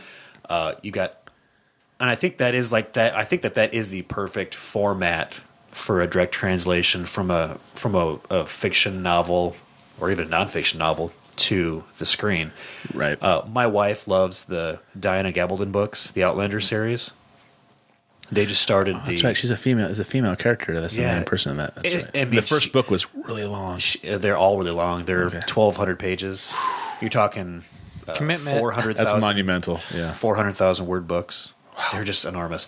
But my wife had told me about the book series years ago, and it sounded interesting, but I wasn't interested enough to read it. I was looking at this massive book. I'm like, I'm interested, but I'm not that interested. I started trying to listen to the audiobook, and it was like 10 discs long, and I just couldn't do it. Well, and then I started watching the Stars show with her. And the Stars show is based off of that? Really good. It is. What's the Stars show called? It's called Outlander. Oh, it's called Outlander. Yeah. Okay, I have Stars, so I might want to try and catch it. It is phenomenal. It's directed and produced by Ronald Moore, who did Battlestar Galactica and a bunch of other shows. Okay. Really high production value, really good acting. It's just a phenomenal show. I would have to totally agree with you when it comes to some of these premium channel shows, because you talk like John Oliver has a new show on HBO, and it was This Week Tonight, I think is what it's called. And he came from The Daily Show. Last week tonight. I have no idea. I don't know. But he talked about how somebody was asking him, so is it great being on HBO? He's like, yeah, it's wonderful. I was like, what's so great about it? He's like, they don't question anything I do. I don't know what I can and can't say. They never said you can or can't do anything. They just said, hey, here's your own half an hour show. And it's not a 22-minute show because it has commercials. It's a solid 30 minutes. And I can do anything I want. And they just give me complete creative license. Yep. And I wonder if some of those shows would allow those things to happen. You get a better idea of what somebody, like you said, was trying to portray in a book, because you're not going to, there's no middleman. There's nobody else writing the book or going, oh, you know what? I don't like that scene, so I'll just kick it out of there, when the writer could actually go like, wait a second. That's really important for down the road, or that's an important part because everybody needs to understand that aspect or something. Well, and I would even say that it's not strictly Hollywood. And say that what is the major problem with most of these adaptations that go to the big screen? It's Hollywood. It's like, you've got the writer of the novel, then you've got the guy who writes the screenplay. Right. Two or different the people writers. people's. Yeah. And then you've got a director's vision. And you've got a producer, and you've got the studio. There's all these different egos mixed up into this one intellectual property, and you get the final product, and it isn't exactly, or isn't usually, what the fans of the book are looking for. Sure. But you look at what these premium channels are able to provide. It's almost like a little bit of the big screen, in your house. But then it's that 2.5 hour movie, boiling down a 800-page book into a 2-hour movie. You've got 8 or 10 episodes. You've got a chance to flesh out the characters, to flesh out the different storylines, the plot, where you can actually give the important parts of this story due diligence. And my wife joked around with me when I was first starting to write. She's like, hey, maybe one day, you'll see a movie adaptation of it. And I'm like, that would be amazing. Yeah, I'm with you, though. The multi-show ones are the ones that I think are the best suited for books. Yeah, because you actually have time to hit on it. Even if it's breaking each show into a certain chapter. Yeah, at least you have a little bit more time to kind of, like you said, flesh out characters, get ideas down, get themes going. I mean, I don't know. I'm excited by that because think about Netflix. Yeah. Almost all of their TV shows had multiple Emmy Award nominations. I don't think they won anything, but here's a DVD rental corporation that went almost exclusively to live streaming. I think you can still get DVDs if you want, but who wants to do that? Well, Amazon is doing it now, and Netflix is doing it. But Netflix, to get the accolades of Hollywood, as you say it, you've watched House of Cards. Jesus Christ. That show is phenomenal. Mm-hmm. And it's the writing is phenomenal. The acting is phenomenal. And so, but it still catches me off guard that it's Netflix that I do that with. Because I remember getting getting excited for my little envelopes in the mail. But let me ask you this question, though. Yeah. Is it better because they have to be better? Oh. Because, you look at it and the established networks, ABC, Fox, NBC, just like the established movie studios, 20th Century Fox, they are established, right? They already have a following. They've already got a number of directors and producers that work for them or that they work with on a regular basis. They can kind of rest back on their laurels. But Netflix, Amazon, they're new to the game. You have to win your portion of the of that viewership. Are they better because they have to be better? And will they continue to be better, or do you build yourself up in this market and then you can start to go easy? I'll be curious because The Orange is the New Black is a great show, but I can see, I don't know people who hate it, they don't really care for it. I think it's just super unique and that's why I like it. But House of Cards, I watched that show and I am not sure how anybody could not enjoy that show because it is so well written. It's so smart. Parts are so funny. It catches you so off guard at time. You think about current politics and makes you go, "Oh Jesus, is this really happening right now?" It gives you. It's almost like those conspiracy theories. Maybe there's enough truth in that TV show that makes you go, "Oh shit." Yeah. Sure, somebody's knocked somebody off to make sure they're quiet so that you don't ruin your career. Or in the bedroom, you and your wife do like to share, a male lover or something. Those little things just like going, oh shit, sure that happens. So I think it does a great job of relating to you, playing into what you think possibly happens in real life. There's just so many aspects of that show that I really enjoy, why I talk about it so much with people, because if you don't like politics, it's extremely intriguing. Yeah. Well, it's well written. Oh, fuck. Yeah, it's well written, but, and it's got great actors. Mm-hmm. But just because it's well written and it's got good actors, it still needs that something that to make it amazing. Because there's a show that I like. It's so weird. There's shows that I can like. I like the premise of. I like the idea of. And they have good actors. And then it comes out, and you're like, this, oh my God, you just fucked it all up. Mm-hmm. How did you screw up a wet dream? You did it. I don't know how you did it, because you got Halle Berry. She's in it. She, I guess, won an award at some point in her career, but it's not going to be for this performance. What the hell? Well, and you asked earlier if writing a book changes you afterwards, and it does. I'm definitely much more attracted to good writing, good stories. And that's why, my wife actually led me on to Orphan Black. You guys ever seen it? Yeah. I love Orphan that show. Black? Orphan Black. It's a BBC America show. Huh. I won't spoil the story for you, but it's worth watching. It's a really neat show. It's probably on Netflix, right? That's where I watched it, was Netflix. Netflix? Yeah. House of Cards is from Europe, too, by the way. And then the other one was this year, The Strand is my other show this year. Guillermo del Toro and Chris Hogan. Awesome show. My wife watched the first episode with me. She wouldn't watch anymore. But that's when he crushes that guy's head like a fucking pumpkin. I'm like, am I watching normal TV? Is this? It's on FX. Is this? I know, but still, it catches you off guard. That's my number 2 new show of the year. What's your number 1? Outlander. Oh, it is. Okay. Yeah. So. Well, I don't have cable TV, so. And you steal my Netflix, so. You can't say that. You can't just put that out there. They're going to cancel something. Edit. Yeah, look for Todd. Look for Todd's account and then cancel it. No, seriously, look for Todd's account. Drive yourself fucking mad. That's right. You'll never find it. Crazy. No, we won't do that. We'll just take away Matt in fucking handcuffs. All right, now, I'll say this. The last time I was on, actually, my book hadn't been published yet.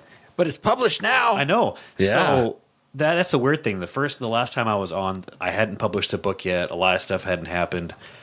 So do you guys have anything specifically that you want or any questions you have about it now that it's actually out and I'm promoting it and I can talk about it? Well, I almost feel like if I bring something specifically up that I'm possibly, I don't want to ruin the... Listen, I feel almost like I've walked this journey with you because you were so kind, and I feel so honored that you even included me at all in this journey that you went on to make this book. So for me to ask a question. I don't have any questions about this book because I asked so many questions while you were making it. Mm-hmm. But I am chomping at the fucking bit to read the second book because I know you have material. And at this point in time in the first book, I was already reading it. True. And I keep asking for that. And well, you're I told you, and I'll tell Todd too that I have chapters. It's just that I wanted to wait until they have like, there's enough that it's cohesive. That mm-hmm. makes sense. Mm-hmm. I don't want to give you chapters that maybe they don't flow together, they don't make sense, because then it's gonna raise more questions than it's gonna provide you with satisfaction at that point. Yeah. So I'm just trying to protect you, buddy. You know what? It was a very selfish thing though with your first creation because I got so much out of it wasn't I don't know, like a ghostwriter. I don't know. It was something like you and I talking about things and fleshing out the ideas, and I was like, finally, there's going to be a book that I've read and it makes sense.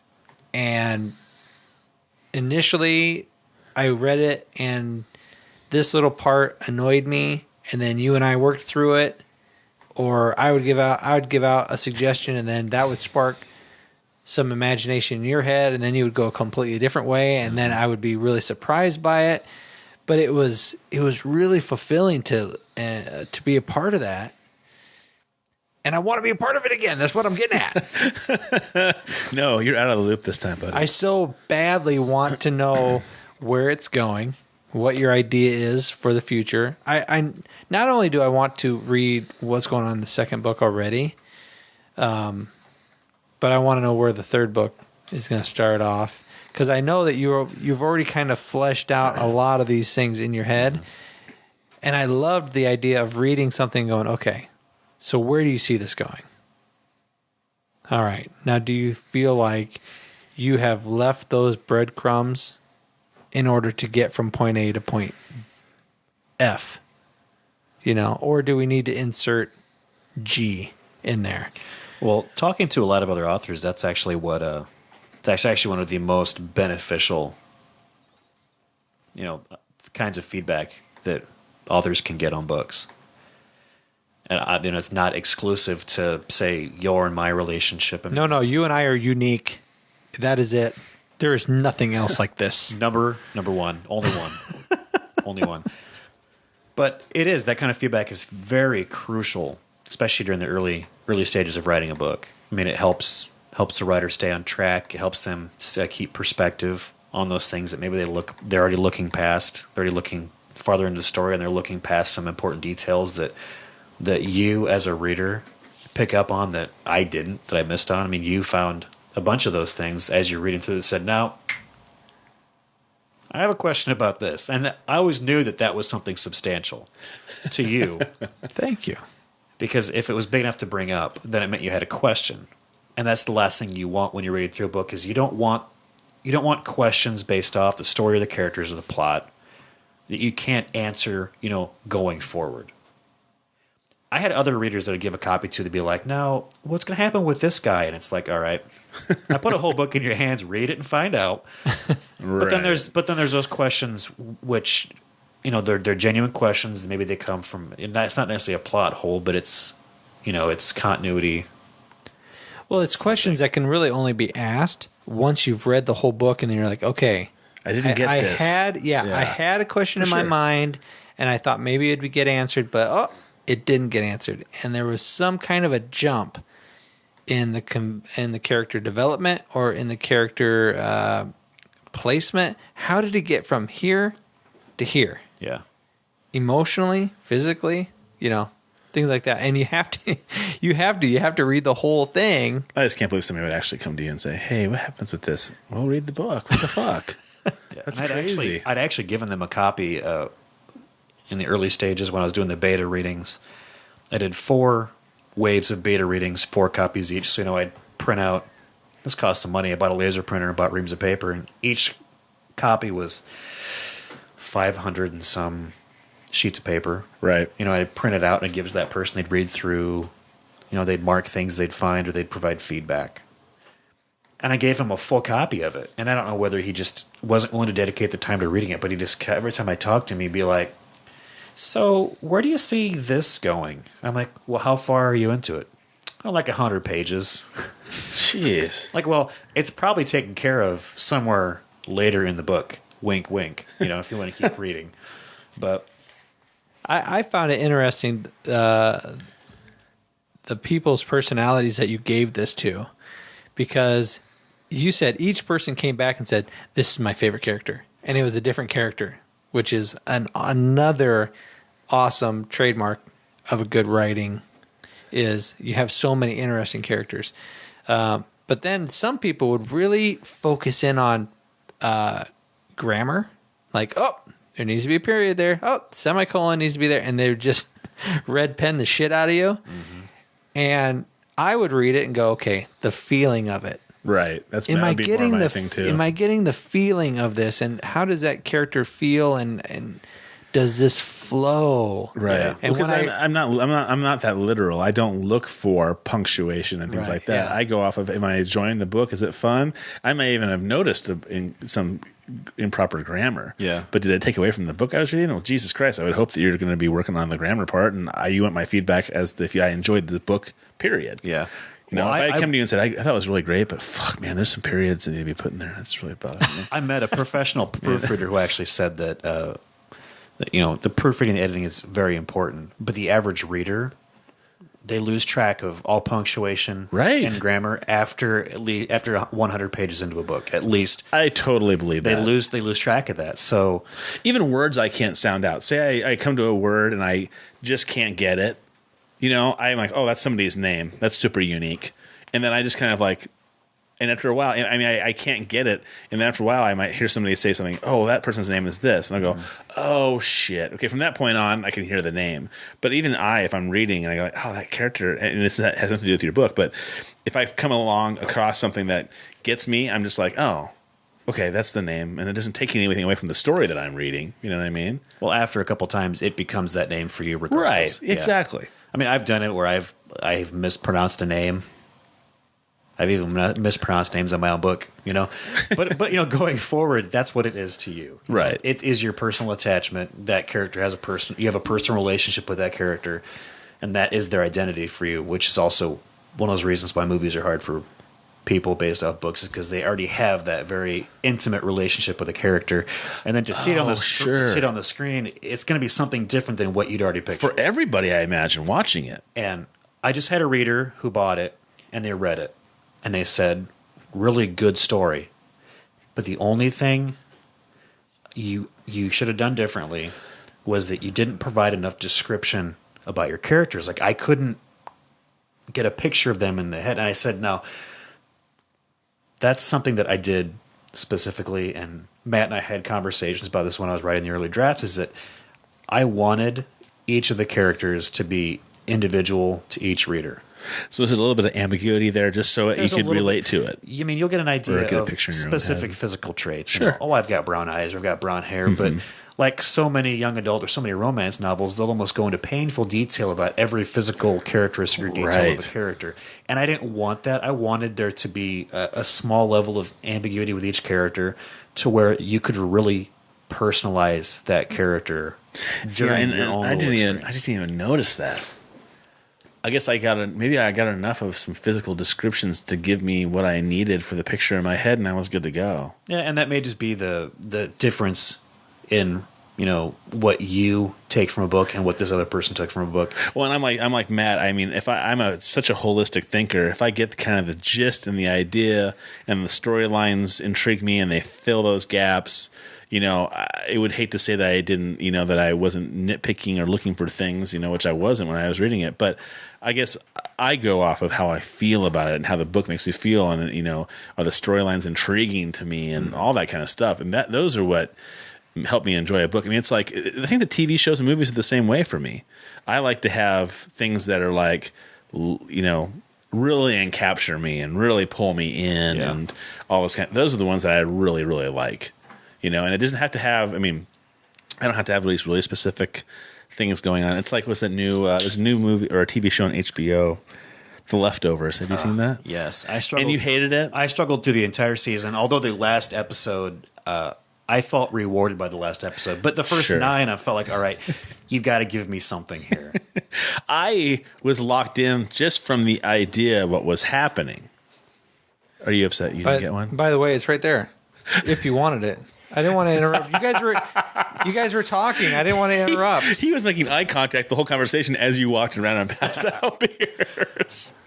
That was great. No, I was really excited about that show before it came out. I'm like, all right, well, they're canceling True Blood. They're canceled. This is the last season of Boardwalk Empire. HBO is purging shows like crazy.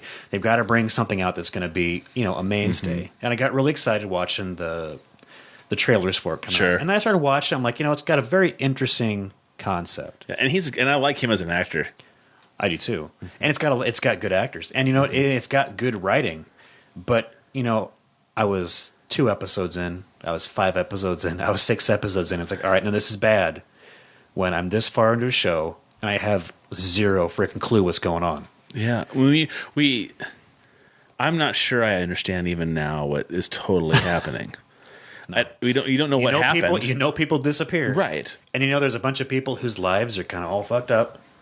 Right. I enjoyed the last one, but too. But you don't know anything beyond that. I mean, that's and it really left you hanging. And so it goes back to, it kind of went back to the comment you made earlier of people are going to rest on their laurels and really step up and keep doing things that are going to attract people because they need to get that audience. I almost felt like The Leftovers was kind of like that. Kind of like, oh, here's a very unique idea. Yeah. Here's a very different perspective on things. Let's just do it and see how it works out. Is this the show where all of a sudden there's a lot of people just gone? Yeah, they just disappear. And that's about the people who are left and what happens amongst them. And everything is incredibly vague. And that's the hard part is that it feels like some executive at HBO or some writer or whoever picked it up said, you know what, Matt? You know what, Todd? I got a really neat premise. This is what it is. And then another guy asked, well, so what's the story going to be? I don't know, but I've got a really neat premise. All right, so what's the story? Very good idea. I'm not worried about that. We'll get to that later. Good point of view. We got this great premise. Let's go with it. All right, let's start casting people for it. Well, you know how some people thought they love The Walking Dead, but then it's like, oh, but you know what? Season blank and season blank. Oh, fuck, those are horrible. But you know what? This season I loved it the first season. I love this season. But these ones in between are kind of like, so it's got me intrigued enough that I'm like, okay, I'm looking forward to next season. But if next season is like this season, I will probably stop watching it because I just can't keep on doing the same mundane thing. Well, I mean, you remember the TV show Lost. I loved the TV show Lost. Okay. But the writers talked about how it completely changed after like the second episode. Their idea of what it was going to be did? Right. So I didn't know that. It was so evolving, kind of like a living document. This was happening. What? I'm not sure if you can see that or not. So why don't you go ahead and I'll pour your buddy a beer. You know what? You're our guest. Thank you. I don't do this for every guest. Be our guest. Be our guest. And if I could do that with a French accent. Did you ever watch any True Blood on HBO? Oh, I'm all locked in, man. Did you watch the last season? Yep, loved it. Yeah. Very disappointed. Mike, I hope they didn't pay whoever wrote that season because well, you know what? There was a season with a guy for me with True Blood, the last season, the last episodes, or last few episodes, it was almost like they were just trying to tie up a bunch of loose ends and get some conclusions to some things. I did feel that it was kind of like there wasn't a lot of storyline. It was like figuring out this guy's going to make it, this guy's not, and I just feel like they were just like, without a lot of thought, just tying up loose ends. Yeah. Finish the story. What happens to Bill? What happens to Sookie? What happens to so and so? I mean, I had a feeling it was going to be that way. When LC died? LC died.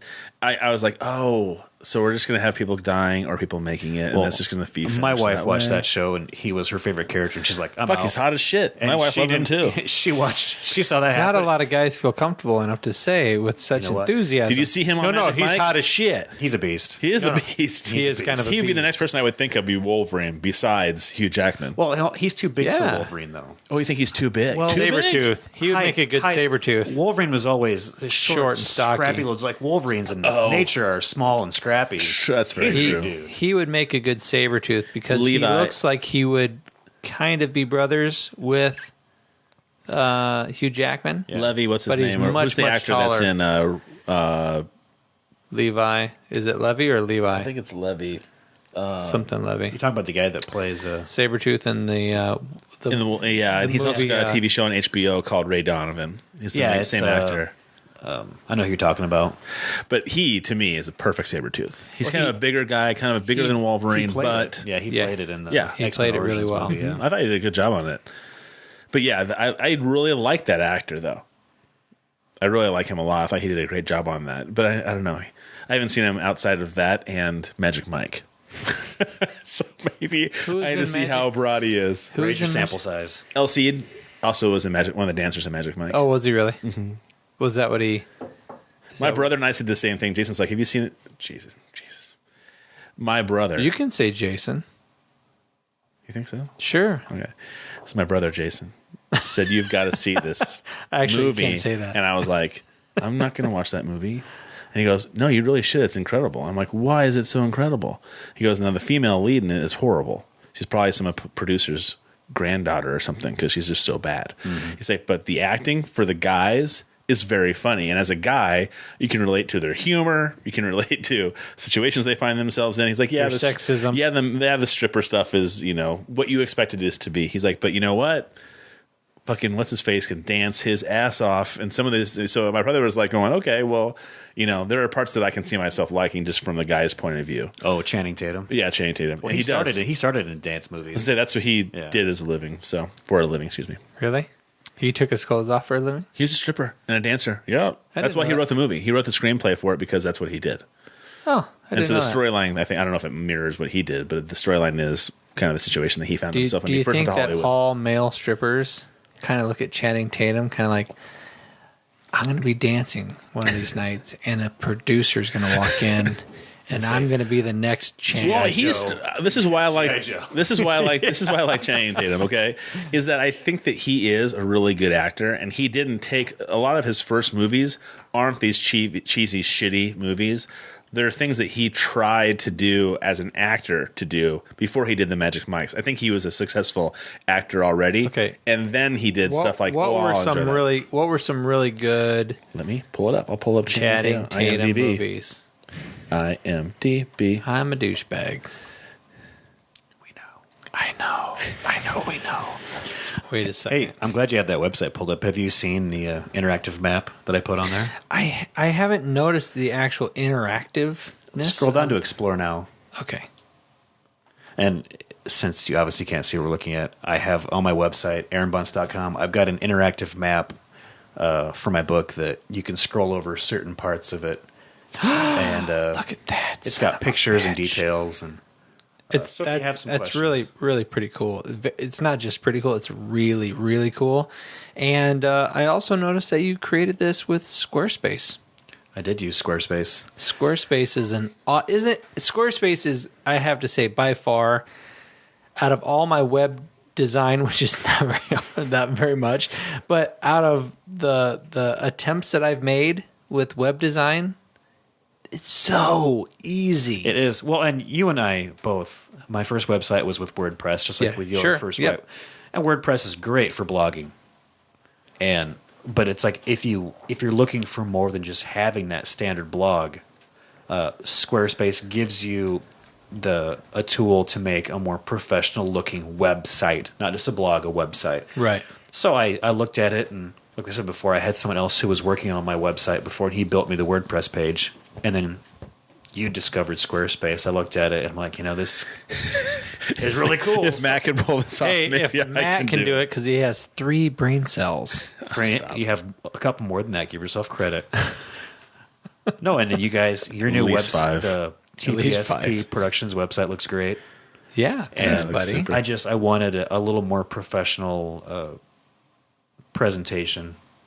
I love this website. I think it's great. I think you did a wonderful job with it. And I don't know how you did this interactive map thing, but It's actually a website called Thinglink, which allows you to upload any image. Oh, there it is. There's a little thing down at the And bottom. then Thinglink. You can turn any image or picture file into an interactive basically an interactive image. You can basically make any aspect of that image interactive. You can add details. You can add hyperlinks to other websites. You can add images to expand. And then as you scroll over parts of that image, it allows the user to read or to see more details.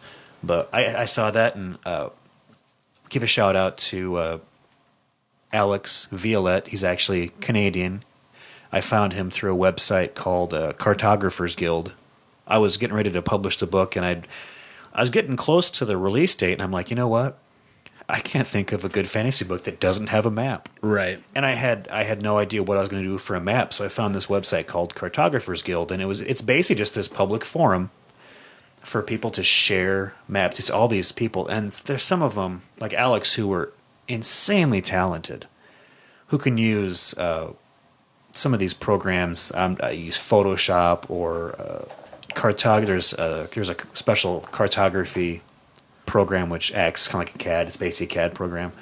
And they create just some gorgeous maps. So I put an ad on there and said, I'm an author looking for a map of the fantasy land in my book. And this is what I'm looking for, and this is the budget. This is what I'm looking to pay, because I don't expect someone with that kind of talent to provide their work for free. Right. Just like, I wouldn't write for free.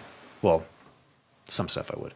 But, I had a response back, drop of a hat. And I think I had a lot of responses. These awesome guys that just love making maps and that were interested in helping me, show people what the land of my book looked like. So they designed this map. Yep. And then put the little links on there and the photos and things like that. Yeah.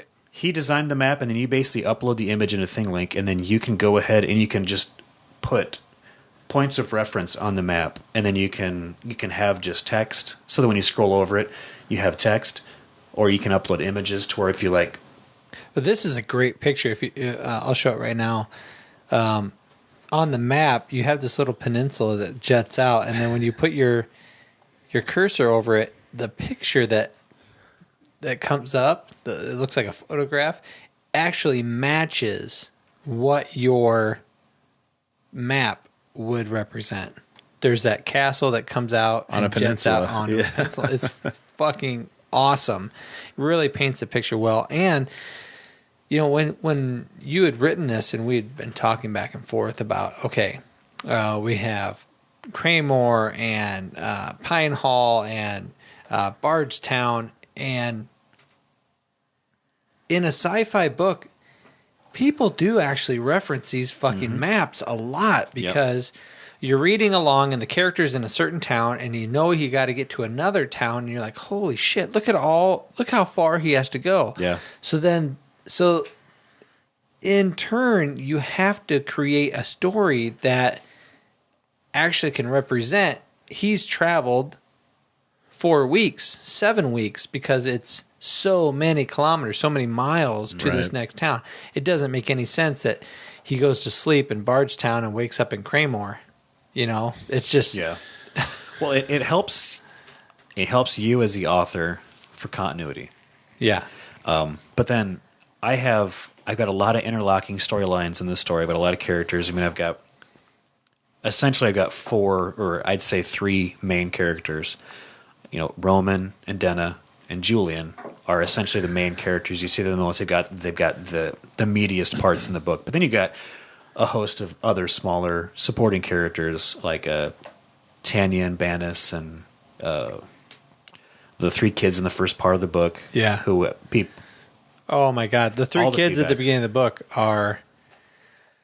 It's crazy. It's so that the 3 kids, that first little story, It is crazy. You get so It's sucked in. Oh, yeah, shit. absolutely. Told you. And if I told you, if you don't get sucked in, you have no soul. Christopher Walken Loves that book. more cowbell. Yeah. So what I did was, I'm like, I can't show my face in public if I release a fantasy book without a map in it. So I went and I found this guy, and he was awesome. That's the wonderful thing about the internet. He lives in Canada. I live here. We were able to, back and forth with email. I sent him my horrible sketches. Like a rough sketch of what you wanted? I carried a journal around with me while I was writing the book, and I basically filled this leather-bound journal from front to back in just details. And one of the things I did that as I was writing it, I was losing track spatially of how things were happening. So I drew out a little map that fit the story. So I took a picture with my cell phone and I text messaged him that picture. I said, "This is what I'm looking for." And then like 3 days later, he sends me a preliminary Photoshop of like the landmass and said, "Does this look good?" And I said, "Dude, that looks freaking awesome." You nailed it. Yeah. And then, I'm like, all right, well, I've got a story and I've got a map, but I got to have a cover. And I'd been working with a local artist named Carrie. She's incredibly talented. She did a lot of the sketches. I've got the sketches on my website under the artwork tab. She did sketches of different characters. Not on Automarch, but on your... Yeah, on my aaronbunce.com website. Okay. The artwork page. But I'm like, I wanted it to look, if you want to be taken seriously in any medium, I needed to have what I would consider professional artwork. So I got into deviant art, and I was looking up artists, and I found an artist. She's a concept artist. She works for video game companies doing concept art, which fascinated me when I got learning about what concept art is. And I sent her an email. And I said, "Are you looking to take on commissions for book covers?" And more or less, she came back, "Hell yeah." She said, "What are you looking for?" I said, "Well, I got a fantasy book. Like, this is the character I'm looking to depict, and then this is I sent her the text from the book, the original first scene in the tower where the young lady named Issa, she encounters him, and his name, what she calls him, is Dawnbringer, in their tongue, basically someone who brings, who's based in ill omen, who brings about doom or bad times. Okay. But he says he pronounces it Doombringer, so his name kind of becomes Doombringer. And I really wanted him to be the cover image for the book, because he kind of encapsulates that primary shift, that primary change where things start to happen. And plus, he's a nasty monster, so why not? So, I got working with her, and she sent me all the neat preliminary. She's a digital painter, so she paints in Photoshop, which, if you're ever... I don't even know how they do that. If you want to see something really neat, go onto YouTube and look up some of these people that paint digitally, because they do it with a mouse on a computer, and you can't tell that it isn't done with a brush and oil painting. And it's neat because they'll give you some of these time lapse videos of them working, and it's fascinating. And I can't wrap my mind around it because I wish that I had that kind of talent for visual arts. Hey, do you think that you're gonna get? Are you gonna get the iPhone watch? Do you think you get the iWatch? Do you think you're gonna get the iWatch? Are you a techie? Yeah, you're a tech I'm guy? Not an Apple fan, so I probably wouldn't get the iPhone watch. Oh, that's too bad. I've been contemplating getting another Android phone and getting one of the Android watches. Well, I was gonna get one of the Android watches because I do have an Android phone, but it's got the heart rate monitor. It's got all the things in it. And they suggest that you use it while you're running and things like that. And I was like, well, I sweat like a fucking horse. So I'm going to ruin this watch in one time. One sit. I've already taken care of a Motorola wireless headset by sweating into them in the earphones in my ears. So what am I going to do with this $200 watch? You drowned it? Yeah, exactly. And so somebody said what people have been doing is having it on their wrist and just putting a sweatband at the top of it. And that all by itself just takes care of it. And I was like, oh. Okay, that's not a bad idea. Yeah. So I'm watching the digital speed painting with feathers. It's pretty. I got impressive. something playing right behind you, Darth Maul. Oh, this is pretty impressive. What's neat though is that they can zoom in on specific areas and make it even more detailed. So when they zoom out, it looks incredible. Well, that's the neat part because she sent me the final image for Doombringer for my cover. And it looked really small on the computer when you unzip the file, because she's actually Dutch. She lives in Amsterdam, so she's even farther away than my. Oh wow, my I map. guess so. But you look at it, and I blew it up for the posters. I made 18 by 24 posters, and you zoom in at 600 dots per inch, is what I expanded it to, 600 dots per inch, and you could zoom into his teeth, and it's like, wow. normal photos, I'd get up this close detail and So blurry. it'd be blurry. But Yeah. here, I've got up to his teeth, little tooth, and it's still clear. And That's incredible. This is neat. I don't It's know a little how. Native American girl with a headdress on. This is amazing. I'm still watching this Darth Maul thing. I got this playing on in the background, and it looks like an absolute fucking mess. So I don't know how they turn this into a really awesome, detailed.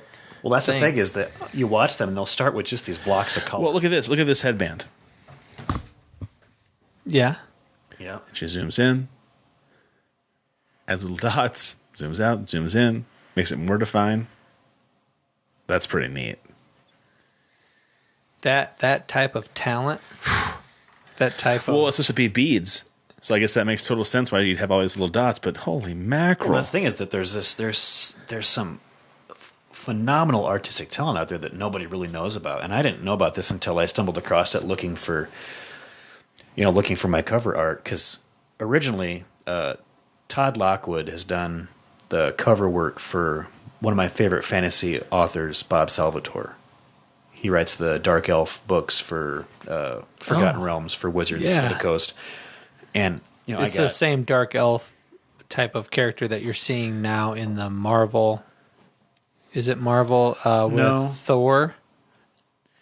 Oh, but There's that- you don't know more about that shit than I do. So. similar, but anyway, I got really shut the fuck up. Stop siding. I'm about, yeah, I'm making a point, jackass. No, No, I'm saying it. You know as if what? You're saying it to me. Thank you. Okay. I don't get opportunities like that, or I don't take them. You took it, and I appreciate Yeah, it. shut me down. That's okay. Kick his ass, save ass. but what else? Dark elf. I forgot what I was saying. No, go ahead. Dark elf, yeah. I got brave one day and I sent Todd Lockwood an email and I said, "Hey, I got this book. I'm independent. I need all the help I can get. Please, what is your commission rate for a cover?" And he sends me back an email. Very, very nice guy. Very, very nice, neat guy. But more or less, he's well out of my price range. You know what? He didn't say he wouldn't do it. No, and he said he's like, that's why I say he's a wonderful guy. Great response. Said, I'd love to work with you. I'm booked out until at this point it was like September, and this was like February or March. Like I'm booked out till later this year, and I was like, I want to get it out, and I can't afford the commission, so I kept looking, and I found her name's Suzanne Helmig. She works for a video game company, but then she does all these commissions on the side. She did the artwork for me, did a phenomenal job, and going forward, she'll be doing the artwork for me on the next books. So It's so neat now. I mean, Todd and I are starting to produce other podcasts, finding websites like Fiverr. Oh God, yeah. Lifesavers. I mean, Well, we had somebody in today who was going, "Whoa, the production value of your guys' introduction is pretty incredible." yeah, I love. That's what I need. I need something like that. And we're like, I was well, almost like, "Well, do we have to tell him it's $5?" do we have to tell him it's not all us? It's something from Fiverr. Well, all right. But that's Yeah. the thing, though. I mean, that's for the guy who did that. Yeah. I mean, to do that kind of video for him, it's no big deal because he's specialized and he's Right. It's got all the programming, just And types he's- in letters and words and makes it look like that. Yeah, totally. Yeah. Sorry, I didn't mean to interrupt you, Aaron. No, okay. What? You broomstick me, but I was waiting for you to get after You him. always gotta say shit like that. What, broomstick? Yeah, I fucking You don't hate like that? shit. I thought you didn't like the busting the O-ring comment. Either one is not my favorite.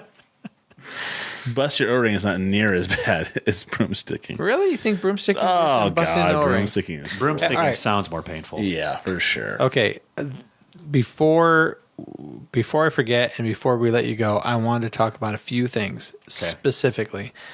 And These people are incredible. I mean, they are incredible. yeah. The I mean, feathers you one I should just see- watched, this little Native American girl with a headdress on, is phenomenal. This was like Matsu, Matsu. Is that like a Asian comic art of some sort? He's doing some wizard lady, and it's incredible. All right. That is so neat. Enough about them. Sorry. More about our guests. I'm sorry for interrupting you. Not even about me. It's not about me. It's about It's Aaron. always about you. Go ahead. What were we going and to say? how great he is. Because not only did Aaron write his own book, but he created his own publishing company. And with his publishing company, you are now asking for people to submit stuff to you so that you can give them feedback. Oh, yeah. It's like, oh, hello, grasshopper. You are now, the student has now become the teacher. Have you had inquiries, by the way? I have had 2. I'm actually looking at 2 manuscripts right now. But I just actually opened up the website for submissions as well. I've got a store on the website. So if you look at the store, you've got the store where you can actually look at. I've got publishing services for editing, proofreading, cover art, interior formatting. You can submit queries to get your book edited, proofread, and I've actually capped all my prices. And if you are writing a book or you have written a book and you're looking to publish it and you have looked into editing, you know that it's expensive because editors, and if they're worth their salt, they're going to charge per word. Okay.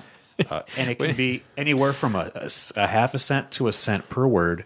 So, you do the math. My book was 225,000 words long. Even at half a cent per word, it was going to be something like $1,800 or $1,900 just to have a single pass edit done on my book.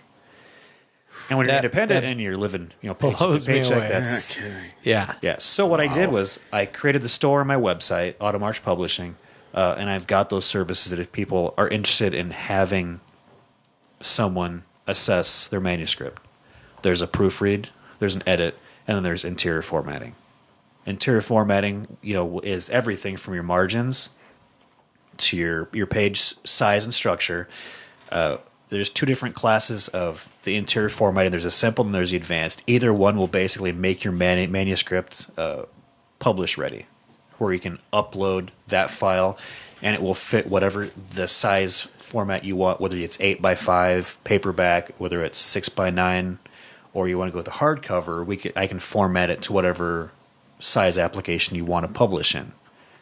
And then there's the cover art where you can do your layout for your cover. So all those services are in there. And then there's also a submissions tab where people can actually submit their entire manuscript for consideration to be published under the label. So if they're looking to not do it independently, but they want it published, someone who has the distribution set up, I do have the submissions available where you can fill out your information, your first name, your last name, your website, any special instructions with your manuscript, and then you can upload your actual file. That's interesting that you've delved into this at the same. It seems very serendipitous that we've kind of done the same thing with trying to produce other people's podcasts. Yeah, as you learn to produce your own product, you're like, oh fuck. Well, I learned that. Why shouldn't I capitalize on what I've learned? Or hook somebody else up, but not rake them over the coals. Yeah, for well, costs that's what did it for me. I was looking at these independent, quote unquote self-publishing websites, these companies that specialize in self-publishing that say, hey, we'll help you self-publish your book. And I was looking at some of these companies and how much they charged for this service. And then I got looking at exactly what they were providing with these services. These are companies like Zebraless, Lulu, where you pay for a package up front. Okay, and some of them can be substantial sums of money. People will pay upwards of.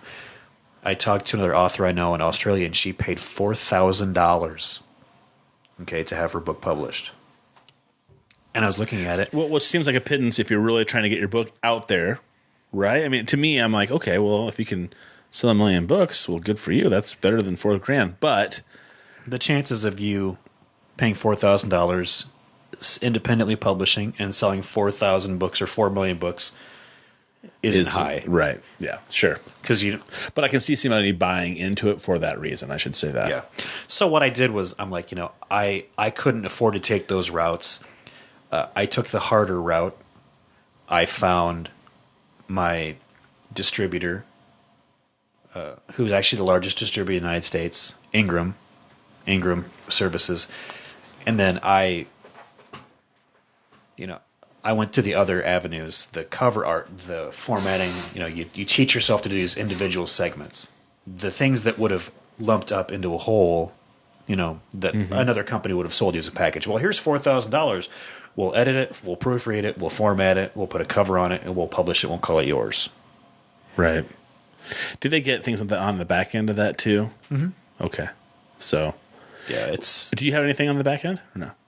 It depends on what you want to do. Whether you want to pay for an individual publishing editorial service, or do you want to send it in for publishing consideration? Okay. Because if we as Autumn March Publishing publish it, then we're providing all the paid services, and then there's going to be a percentage taken out of the. You're going to get paid a percentage of each book sale. Okay. Just like any other publishing company, because we have to pay for the ISBNs, we have to register it, and we have to edit it. We've got to proofread it. We have to do all the formatting, the cover art. We have to, and we have to create the ebook files. We have to edit and specialize. You keep saying we. We're talking about you, correct? I have more than one personality.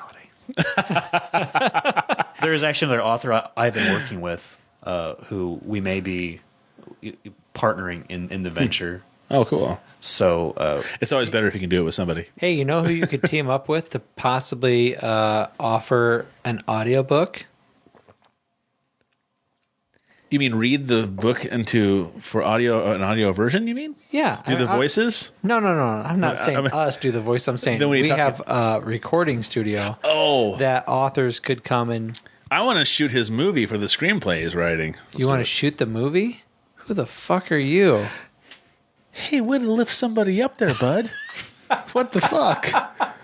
I'm fucking nobody, but I'm at a table with two other gentlemen who I think that between the three of us, we might be able to pull something off. Honestly, I don't know You where that came royal from. asshole. I don't know where that You came take from. every opportunity. Yeah. You take every opportunity. I was just like, I was so, I don't, I'm going to start walking into You know your what? house, and I'm going to just put my leg up on the couch like this and just say, go ahead. Just kick me in the balls as hard as you can right now. Free shot. And will you be nice to me the rest of the day? How's that sound? there you go.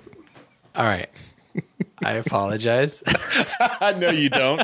Don't fucking apologize when you don't That mean was it. really harsh. I don't know where that came from.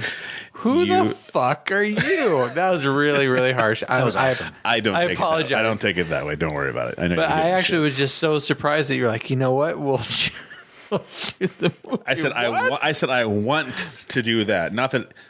Who it's the hell possible. are you? Who the hell are you? Go fucking sit. That's awesome. Go get your goddamn shoebox and shut the fuck up. But thank you for bringing that up. It is autumnarchpublishing.com. Yeah, I think I'm excited to hear about more books. I want to hear about more people coming in to hooking up with you guys. That's awesome. I've got 2 manuscripts I'm considering right now whether I need to identify whether they're publishable or not.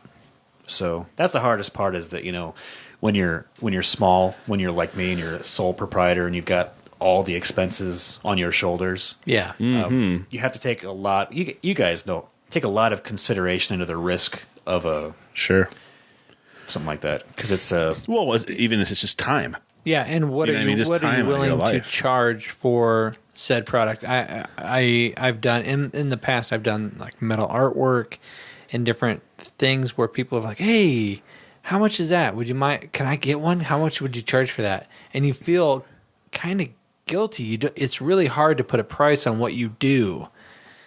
And It's the easiest way to do it, which I think you've done, is just break it down into almost like an hourly rate. Well, is my time worth $10 an hour? Is my time worth $20 an hour? Because I put a lot of time and effort and care into this. What is my, if people really like it, I probably can be paid a little bit more than that. But if people are like just starting out, well, maybe it was only a Saturday that I spent doing this one project, so that was 8 hours. And, so I'll and charge you can $100. get really self-conscious about it. Because when you're putting a price tag on it, you're like, okay, am I really good at this or am I starting out? Am I just feeling myself? I feel pretty comfortable with this, but am I an expert in it? The only way I'm going to become an expert is by doing it more. So do I put myself at a lower price so that I get more customers Right. Yeah. to become something better so that I could charge something more? It's kind of like writing. It's not like writing a book. You kind of leave yourself bare for somebody to come in and go, so what do you charge for this? Oh, I charge this. If you get like a lot of white in the eyes after you say that, then you're probably too high. That's why I think you should probably approach any creative endeavor that is you putting yourself out there.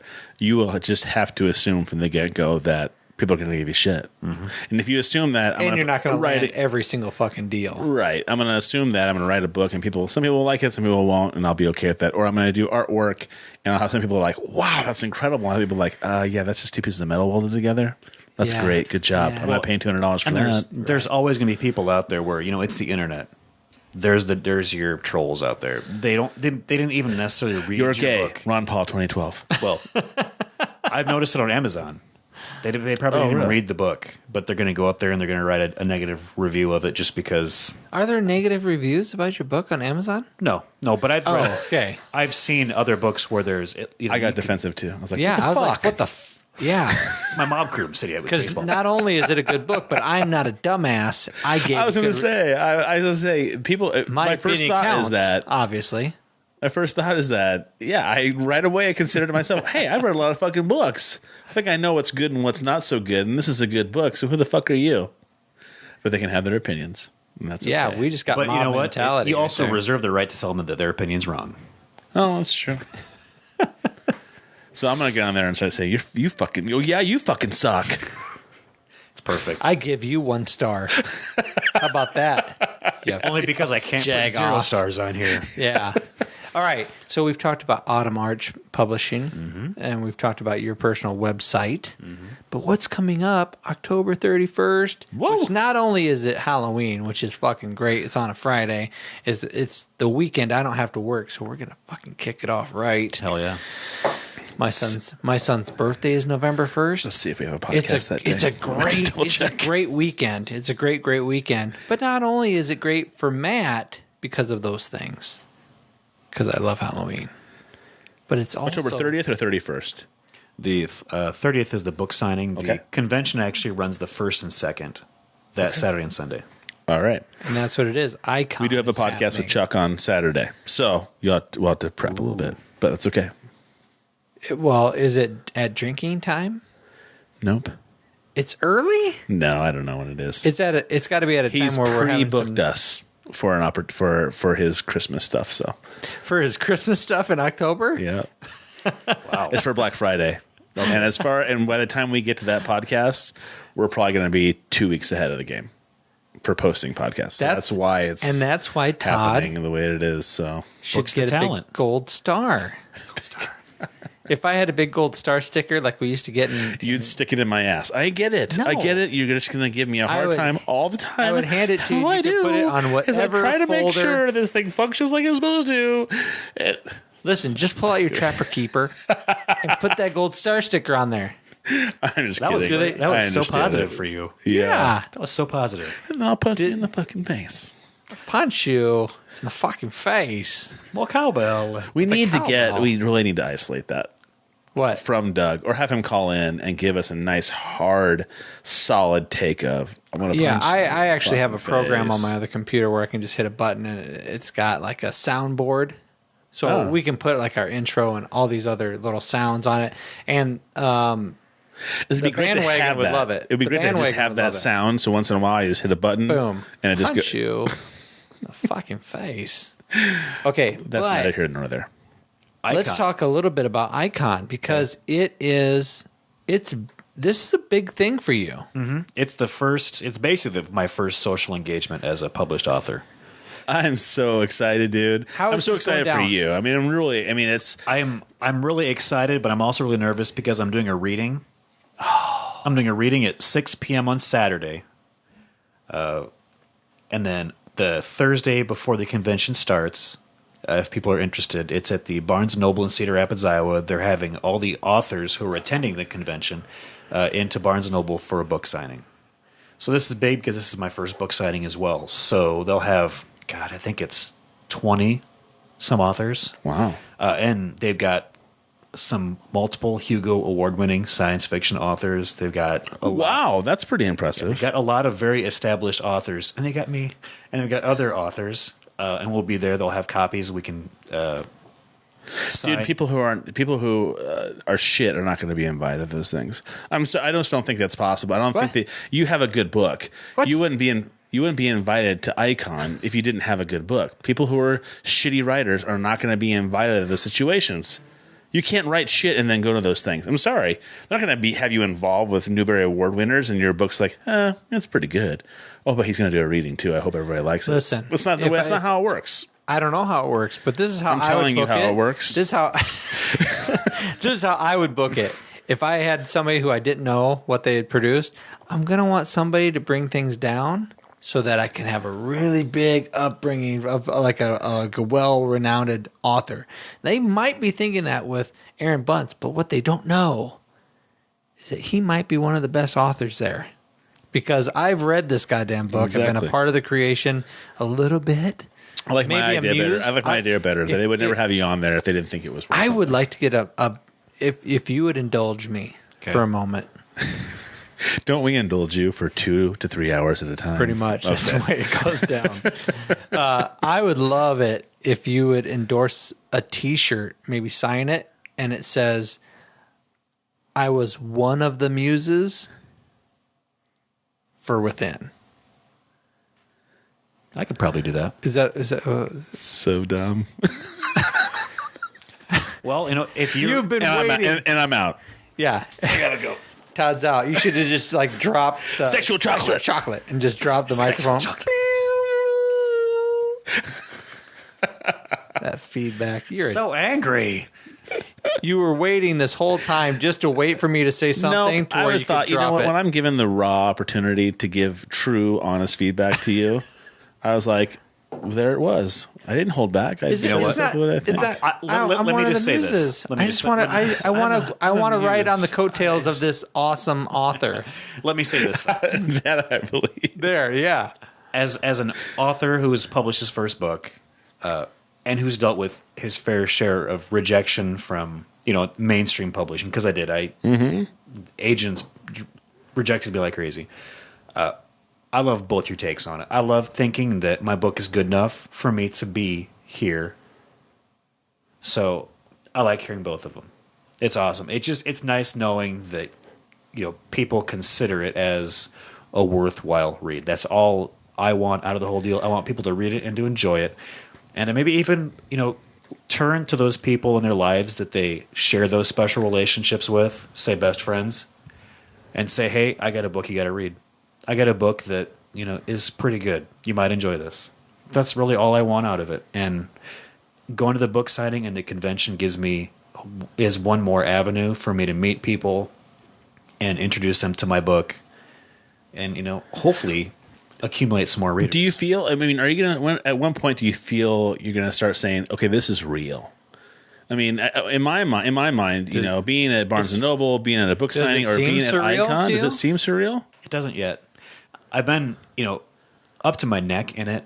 This point, I just actually sent 2 copies of it to the Jenkins Group, which does the Independent Publishers Book Awards, for consideration for national best fantasy, regional best fiction fantasy, and best ebook. So it's being considered for awards for they're called the IPPEs, the Independent Publishers Awards.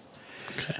And then I sent other books out to people. I've done contests through book blogs. One of them is My Book Addiction. They'd run book giveaways. So I just mailed those out.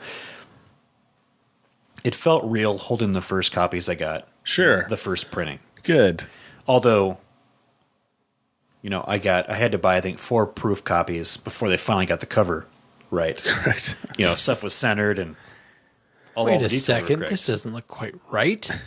Well, like I said, the distributor was Ingram, but I went through one of the Amazon subsidiaries called CreateSpace because their proofing services are a lot cheaper. So I bought 4. I would buy a copy, you'd proof it, they'd mail it to you, you look at it, and then you'd either sign off on it and approve it, or you'd say no, it still needs work. So wow. You'd update it and you'd resubmit it and you'd buy another proof they sent it to you. Well, so you're buying possibly bad proofs over and over again. Well, I bought 4 proofs, and the last one that the company is called CreateSpace sent me, on the spine, the information I've got, the title runs vertical, I've got my name on the top, and then the series number on the bottom, and none of it was centered. I'm like, all right, I'm going to go broke buying all these proof copies. Yeah. So I went back to my distributor Ingram and I ordered one proof copy, right? And everything I'd read about them before was that Amazon and CreateSpace is more user friendly, but Ingram is much higher quality, right? Plus, they've got worldwide distribution. I got my one proof from Ingram, and it was perfect. Like, all right, distribute, and it was done. So that's when it became real. I got that one. That was my realization point. I got that one proof from my distributor, the good proof, and I looked at it and said, "This is awesome. It looks perfect. The pages were crisp, but the ink was dark. The cover was perfect. Everything was centered." Do you have that in a little box on your desk or something now? It's on my shelf, yeah. Oh, I wouldn't put that on my shelf. I'd put that on a little shelf all by itself. I'd put it in a little glass case. Exactly. That I would clean every day. I was waiting for you to maybe kiss say it. Jerk off to Maybe it or kiss something. it. Jerk off? Yeah, That's why would you? disgusting. Yeah, why would you ever say anything like No, that? I would have like a wastebasket underneath, and a plethora of tissues. and a box of tissues next to it, so that when I stared at it as I was cleaning it, the other hand could be busy. Okay, Do you realize that you work on Christmas Eve and Christmas Day again this year? I always do that. You know what? These holidays are just another day for me. I don't really care. I like those days.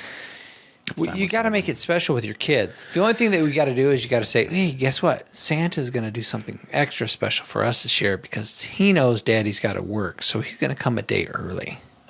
Or you got to go with the other version. Santa knows how much you fucked up this year, kids. So you're getting your shit late. You can go one or two ways. Nice. Icon. You brought this up earlier. Mm-hmm. We don't have our media passes. We're not set up yet. What do we need to do? You brought this up. I emailed them. Yeah, you probably need to email. You can email them. I can do it again. I'd go directly through the Icon website. Okay, I will do that. Because, like I said, they've got the book signing on Thursday. I'm doing something really neat. The guy who does all the publicity for it actually created it. I think it was last year. It's called DreamCon. It's where the authors, we get to go in and work with all these high school students. Oh, neat. Who want to be writers. So we have to do this writer's workshop. So the writer's workshops are on Friday. And then the convention starts on Saturday. And Saturday they've got panels. I don't know if I'm going to be on a panel yet, but we will have a dealer table there where we're selling books. We're going to have freebies, these little book trading cards we had made. We had to have a scannable QR code in the back for your cell phone. Bookmarks, stuff like that. But we'll be selling books at the convention.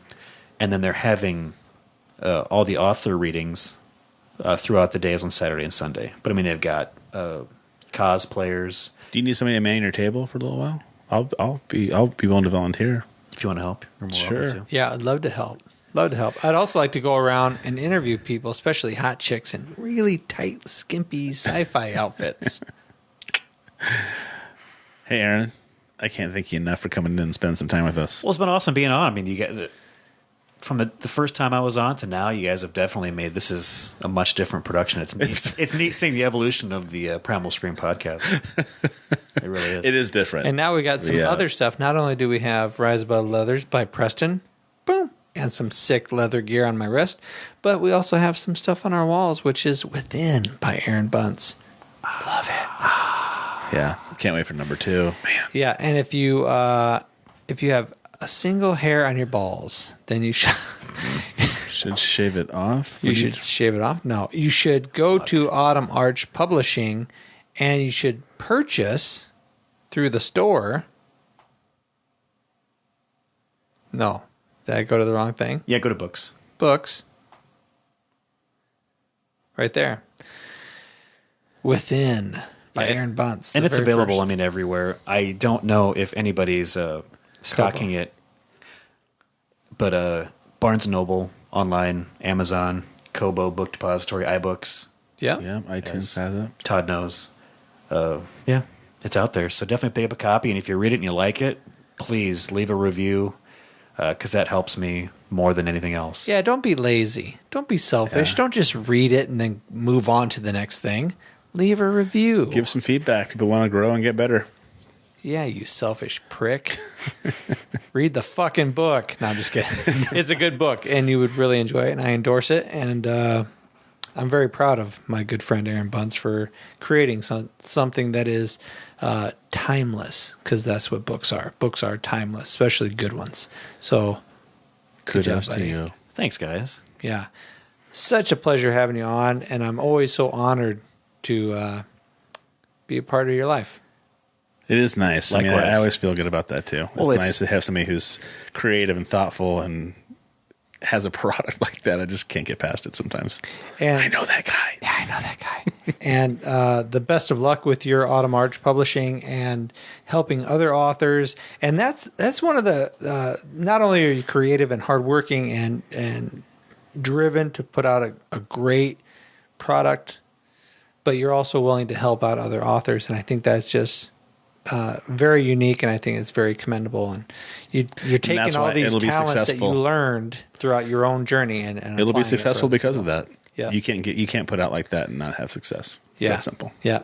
So, thank you to our sponsors. It Works by Kathy Sculla, independent distributor. Go to kathysculla.myitworks.com and check out her products. If you want to be a distributor, learn how to earn some money through the It Works Corporation, she's down with teaching all that stuff. Also, check out Natural Lip Balm. Eco Lips, the best lip balm for the world. I love it. I love their stuff, especially their One World lip balm. It's great. Don't be a pussy. It's biodegradable. And the cap sometimes falls off, but come on, be mindful of what you're doing. Don't be a jackass. Okay? And then Sweet Raw Joy. If you have a sweet tooth and you need to snack on something, but you don't want to become a fat bastard and you want something good for your tummy, Sweet Raw Joy. Desserts to live for. SweetRawJoy.com. Check it out. And they mail shit to you. They'll put stuff in containers and dry ice it and ship it to your ass. Wow. So they have a catalog right here. It's yummy stuff. So check it all out. Aaron, thanks a lot for being on again. I'm Matt. Well, before you do that, how about I tell people how they can get a hold of us? Well, Sounds good. I suppose if you want to talk about our own God show. forbid that we plug ourselves. Please go to tpspproductions.com. On there, you can find the Primal Scream podcast. You can also find the Count to 10 podcast, helping with kids and behavior. Soon you will have the Bandwagon with Rock and Rob. Very, very funny podcast. I think you'll enjoy that quite a bit too. And the Coffee Clatch is coming up soon. We're still in some production stuff with them, but they'll be on the website soon. But you can like us on Facebook. You can follow us on Twitter. Please subscribe on YouTube. Subscribe on iTunes. Follow us on Stitcher. All those wonderful, Jesus, that's enough of the social media plugging. But that's the best way to get a hold of us and listen to us.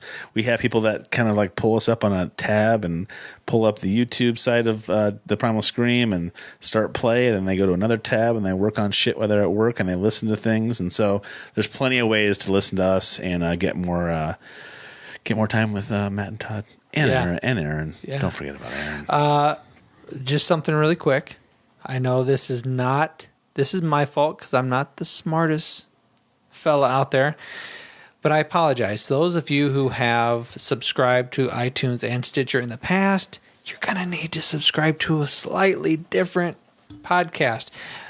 We still have the old website going. We still have the old RSS feeds going to iTunes, but I'm giving you this transition period so that you don't miss a single podcast. And this is how you do it. Go to tpspproductions.com. Go to the Primal Scream podcast. And at the bottom, you'll see 4 buttons. One for podcasts, one for iTunes, one for Stitcher, one for Todd's blog. You can't get enough of Todd's blog. Can't get enough of Todd. But if you click on iTunes... That wasn't sarcastic or anything. If you click on iTunes, it will take you to the new RSS feed, the new subscribe button. Okay, so you don't have to miss anything. You go to Stitcher, it takes you to the new podcast, the new subscribe button. So don't forget to do that. I'm going to give it probably another month or so before I cancel the old and shut down the old There you go. podcast stuff. So don't dilly-dally. don't procrastinate. Transitions are hard. Work through it. Yeah, no one likes change. No one likes change. That's right. But it's just something we all have to do. So do it. Don't be a jackass. Don't be lazy. That's it. Is that it? That's it. Are we done? Yep. Should we say goodbye? Please. Hey, you know what? If you're on your way to work and you just listen to us or you just finished this podcast and you're about ready to punch that clock, have a great fucking day. All right? And guess what? When you get off work, there might be another podcast for you. And you can listen to us on the way home. We're not that prolific. Sorry. Boom. Ugh. Wow, he dropped that ball over the place. Visceral reaction. That's bad. I just threw up in my own. Shellac. Anyway, who cares? I'm Matt. I'm Todd. And this is our buddy Aaron. And we'll see you later. Adios. Good night. Bye-bye.